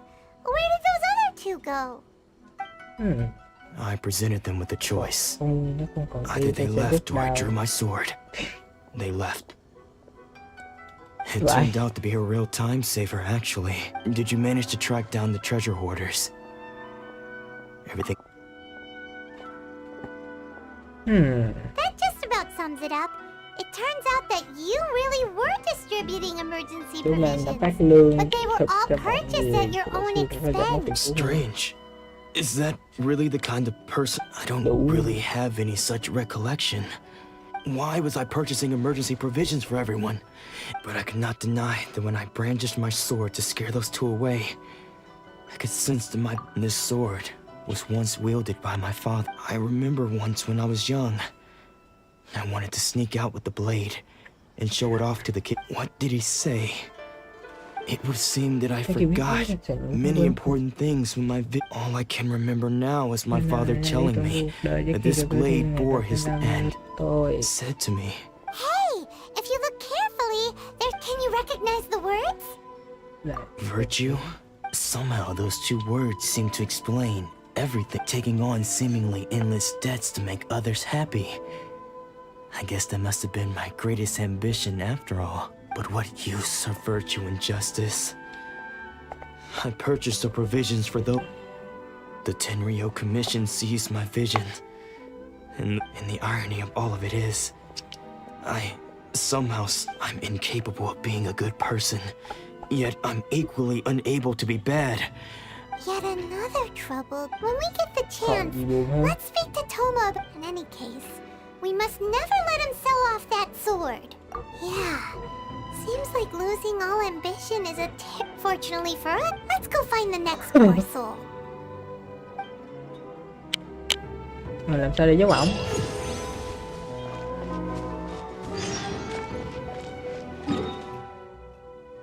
Làm sao để giấu ổng?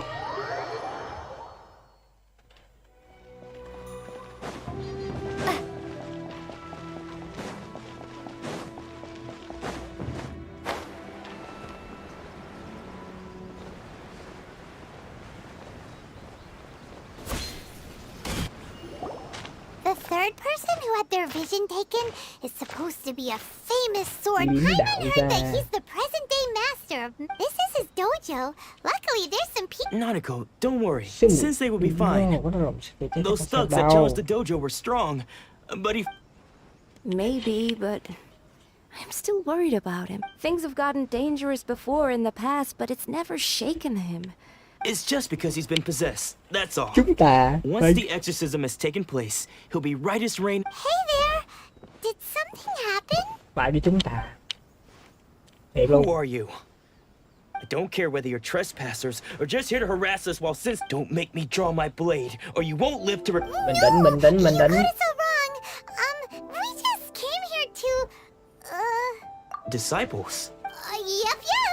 We've heard all about the mighty master, but then we got here and over... From the way you're... Please, accept my apologies. We've had so many people try... You haven't arrived at the best of times, I'm afraid. Sensei got possessed recently. I see you are earnest in your pursuit. Sensei's name is Domon. A name though self-taught. He mastered the art of the sword. He once said that his goal was to become the best sword master in the world. And so, even while training us, he continued to hone his own art. His fervor truly... But then... Not long ago, Sensei had his vision taken. He says the strangest things over. Junya and I have discussed it, and we both think that he's been possessed by... But if I'm honest... The Grand Narukami Shrine. You haven't heard of it? It's the largest shrine on Narukami Island. The head shrine maiden is reputed to have Not that we'd have any means of involving the head shrine maiden, of course. So don't worry, Nanako. Sensei is going to be... The exorcism will take place this evening. So, losing your vision can cause Mẹ ảo. Trời. Ngươi lễ trừ tà. Gì liên quan đến trừ tà đó? Cái gì mà ảo ma cái gì?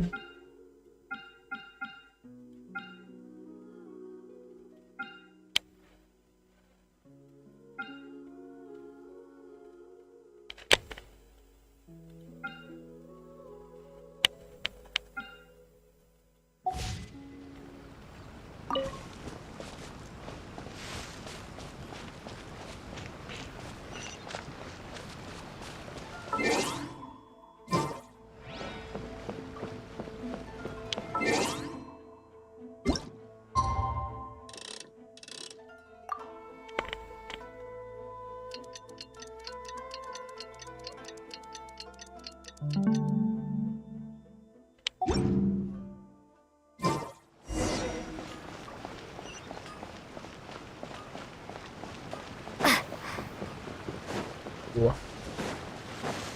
ông chạy lên núi.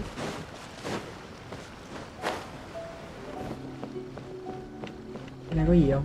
Cái chỗ này thấp vậy, không vô được. Shh. So you decided to come. It's a good thing you didn't arrive any earlier. Just now, when Nanako was attending to him, she heard him whispering a few names to him. When she asked him who the people were, he suddenly looked panic-stricken. It looked like he was in great distress. He was covering his ears and looking frantic. All the while he kept calling those names. Some of them we knew. Others we didn't. One of them was Anzai. He used to be a fellow disciple of Sensei's. Sensei wouldn't stop calling his name. Thankfully, the shrine, the ritual has now begun. Please, excuse me for a moment.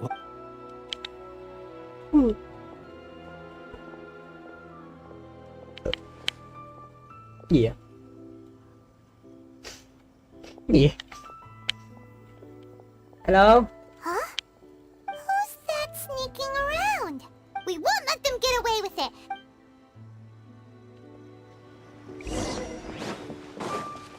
Đuổi theo kẻ Granny. Seems they aren't here. Should we keep going further up? Đủ.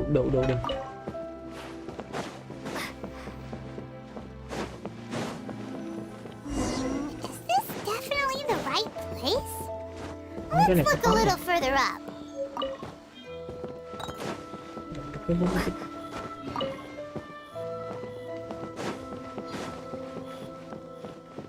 Aha! Suspicious person sight! How? Are you sure you're Domon's disciples? Unless... I guess it's been a few years. Excuse me? And what are you doing Bad news? I'll have you know I trained side by side with Domon. I don't care to talk about that time anymore. But if you must know... His senior? Anzai. Yes, that's me. Because I don't wish to see Domon or anyone else associated with him ever again.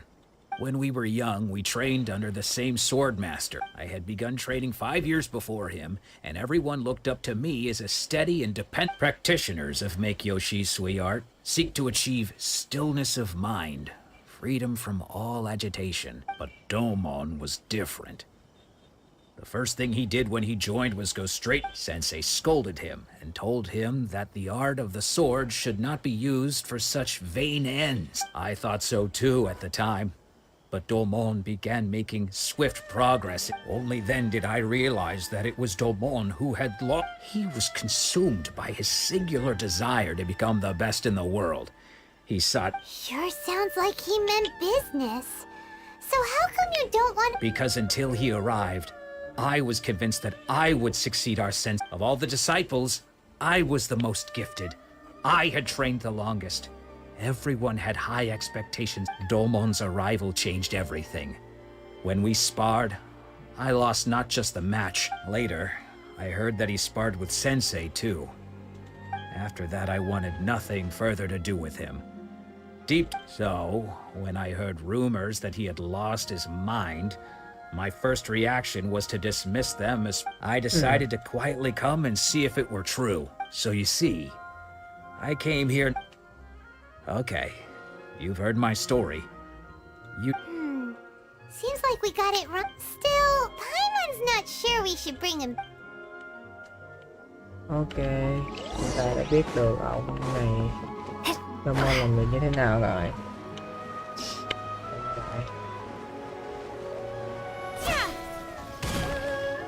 What? You're saying he... Does that mean he's just lost his mind? But how... Nanako, please. I am sorry. With what powers I have, I can... But spirits may take a myriad of forms in this world, many of which... And all is certainly not lost. Lady Yai? Is that... The head shrine maiden of the Grand Narukami... Correct. Lady Yai is most not... I am unable to say for certain whether an evil spirit has possessed your sense... Excuse me, Miss Inagi. That won't be necessary. All that is required of you is your timely... I must leave now, but we will meet soon at the... Who'd have thought Lady Yai herself would have taken... Do you mean to say that Sensei isn't renowned enough? No, no, that's not what I meant at all. I just mean this is Lady Yai, the head shrine. Anyway, given that you've traveled all this way just to meet her... Sure! After all, everyone seems pretty excited about Lady. Who knows? Maybe we'll be able to find out if... Rồi.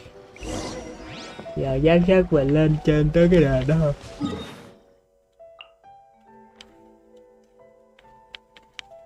Đường lên đền là đường nào vậy?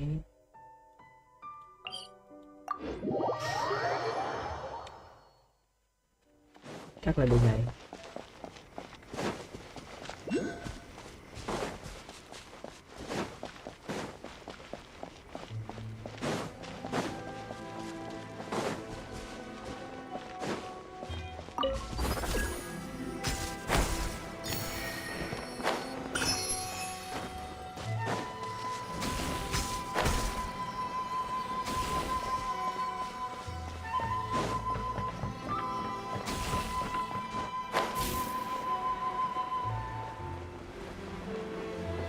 Được nữa.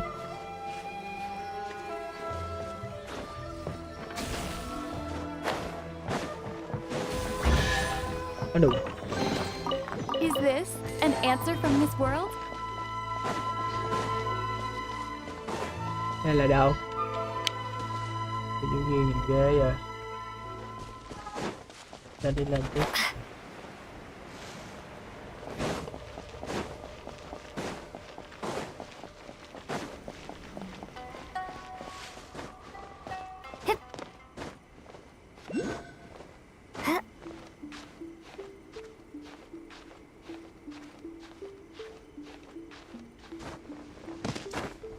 Cái điệp con.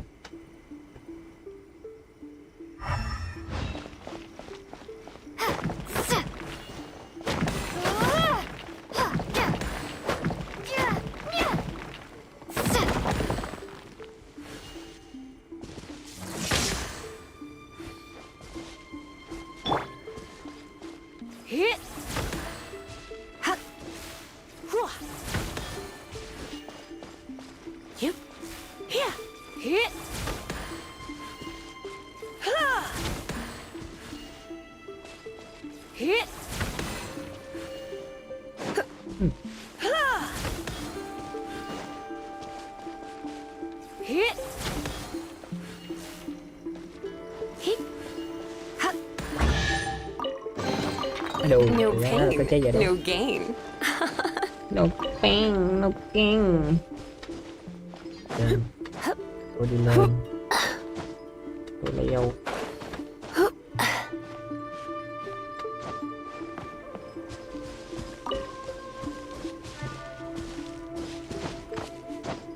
Ủa đấy nó phải có một cái chỗ gì đó để mình đi lên chứ. Cho nên leo núi giống vậy.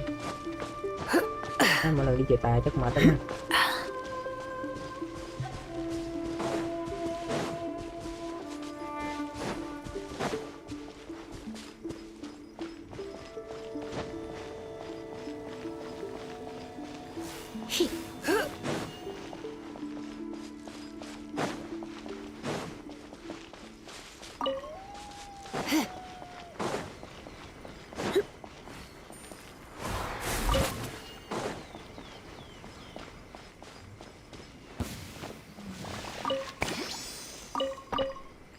Đủ.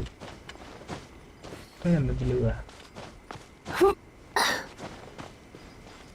Lừa vãi rồi.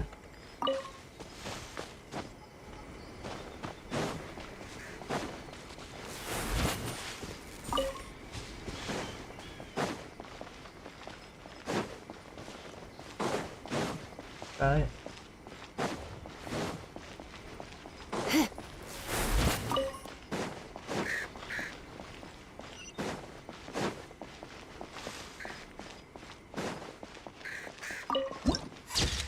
Đủ.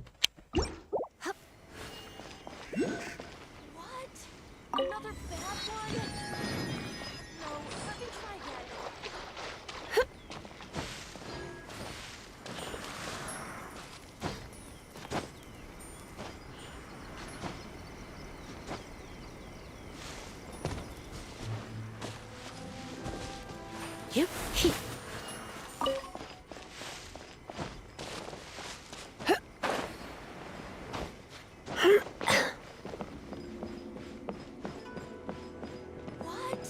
Another bad one?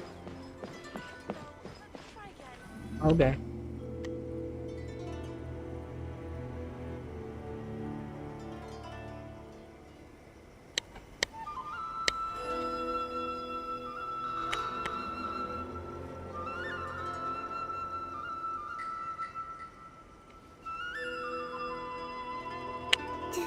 Do you think that's Lady Yi? Oh, no wonder Also, is it just Paimon? Or did she look right at us? It was probably nothing. Keep away. I gave up the art of the sword. Please. As you can see, Lady Yi, Domon has persisted in this state for some time now. He appears to see those... Lady Yi, it must be this is nothing like him at all. I'm sorry. It is clear to me that your sense... But... then did... Yes. This is a change in the person himself. Okay. Unable to cope with the tremendous pressure he was under, he suffered a spiritual as one who is thrown into the sea, though he fights back desperately. As for what has triggered this change, I believe it must be the loss... Stripped of his ambition? But Lady Yi, even without his ambition... Your school practices Meikyo Shisui art. Stillness of mind, freedom from all agitation. What a fine notion that would be if any in this world could... There was once one who claimed to be indifferent to rank and reward, and who fled enraged when defeated by... Then, what of the one who crossed blades with his own sensei and beloved fellow disciple, and defeated them both? Lady Yi, I'm not... The path of the sword master is filled with twists and turns. It requires one to take their sword firmly in both hands and cut down the hopes and dreams. Only a deep commitment to his ambition to become the best made it possible for him to rise above the pain of... When that ambition disappeared, he began to doubt himself. Much like a certain fatally flawed friend of mine. Poor sensei. To think he's been suffering... I'm sorry, Father. That's enough. Oh, what's that? Isn't that Ansai? Where did he follow us the whole way? Ansai, why are there two of you? Is that you or a ghost? You're here for revenge, aren't you? I knew it. You're right to assume that my feelings towards you are far from... It's been so long now that I made peace with it years ago. You did nothing wrong. I don't think most of the people you beat along the way would hold it against you. Now I know that we can't place our hopes in you any longer, but that is no reason to strip them of theirs. Follow the way of the sword. But what if one day, I put everything I had into trying to become the best?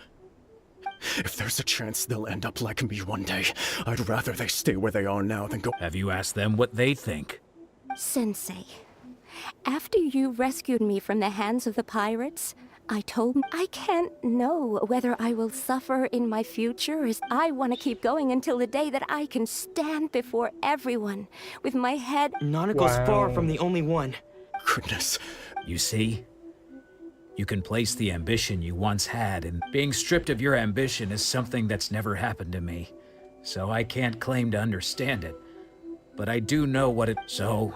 Just as I once placed my ambitions on, you are not in the same position that I was. When I left, I had nothing to my name. I'm sorry to have made you worry for me, and for the state of Meikyo Shisui art. I no longer have the resolve to become the best in the world. But as your sensei, I shall... This is my promise. You can count on that. I'd be checking in on you occasionally anyway. Just to make sure, but I am now used to the life of a wanderer. I do not belong in the dojo anymore. Well, don't just stand... Một cái tu có hậu. So even though his ambition was taken away, his disciples can take it... Traveler, a moment, please. So... My intuition was correct. The wind that blows from afar carries... For us to meet now is premature. Nevertheless, you set foot on these islands at precisely the right moment. nè. I have high hopes for you, child. Don't. Ooh, Lady Eyes. She seems super mysterious. We can come back to it another time. Ủa mình đừng nói chuyện bạn không? Ở đâu rồi?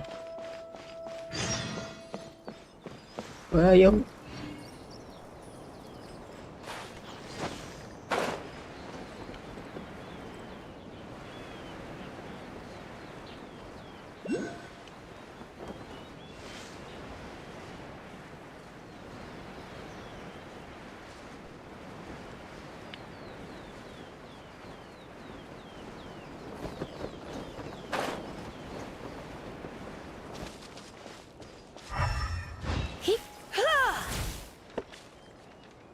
Đừng nói với anh tôi mỗi ngày, nhận mong nhân tôi mỗi ngày.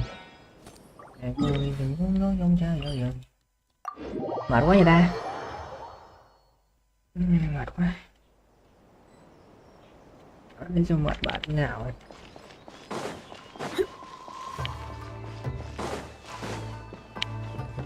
Nè nè.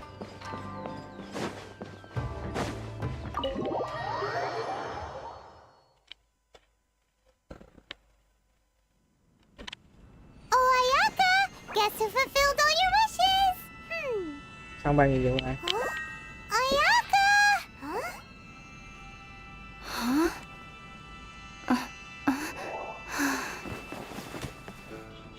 Đùng.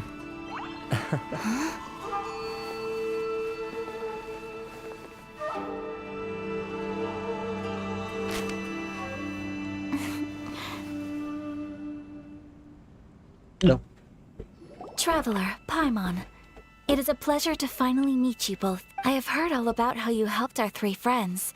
My sincerest thanks to you. Yeah. Sure, Ayaka. Because now that you have done the three things I asked of you, I consider you to be my friends. Mm-hmm. Ooh, wait a second. But isn't Toma your, sir? Oh. Paimon, you are most entertaining. Toma... Oh, okay then. Ayaka, you seem pretty different out in the open compared to how... Back to the matter at hand. You have now witnessed the pain of those deprived of their visions. What... Perhaps in the eyes of a deity such as the thunder's roar, lightning's flash, the wind's assault, and the rain. But I believe that surely you understand what they must endure. It seems that perhaps now you can appreciate my feelings on all of this. And you will? Really? Naturally. All right, bravo, my lady. See? I told you she wouldn't reject them. I'd play... Now then, given that the remainder of our discussion pertains to matters of a more...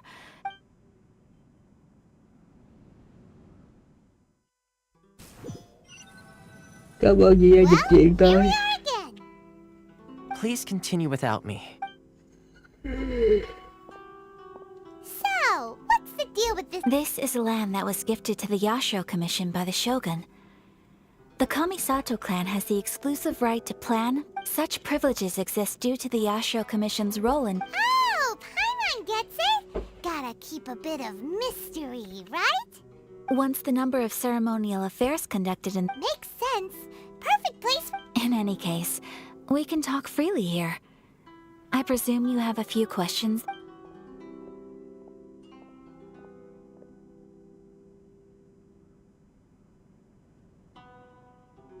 The almighty Shogun. I've seen her on but only a few occasions. She inspires awe, commands respect. It was her almost complete lack of any emotion. In that sense, the issue is this. For the vast majority of people, the Vision Hunt Decree is something that has no... After all, it is but a tiny minority of people who receive vision. Because of this, the attitude of most... How can they be like that? Nevertheless, in addition to us, there is also the resistance on Watatsumi Island. Resistance? You mean like an army fighting? Yes. No. Many who have lost or fear losing their visions have rallied together under Sango. To say a little more about Sangonomiya. Historically, there has always been some conflict between, but I do wonder whether there may be some other agenda behind. Of course, we have tried on numerous occasions. Unfortunately, each time they invariably adopt a stance of unconditional support for the Shogun's decision. It almost makes one wonder whether they had a hand in the Shogun's sudden Ooh, Paimon has— Oh? What? Have you got a plan yet to fight the Vision Hunt Decree? To be honest, we do not.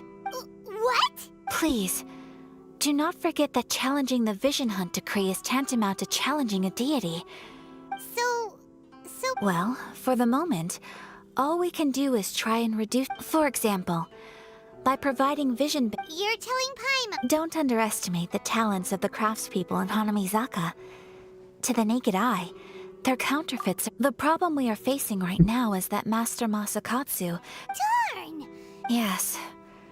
We knew it was not a long-term solution, and that it was only a matter of time before it would be exposed. Exactly.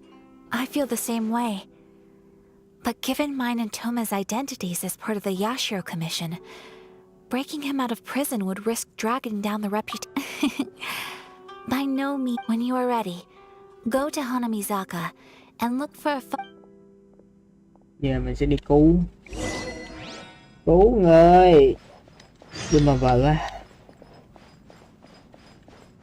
chắc phải áo kia thôi. Hãy chơi game một ngủ. Anh sẽ sẽ ấp sự lại đây. Take it very much. See ya.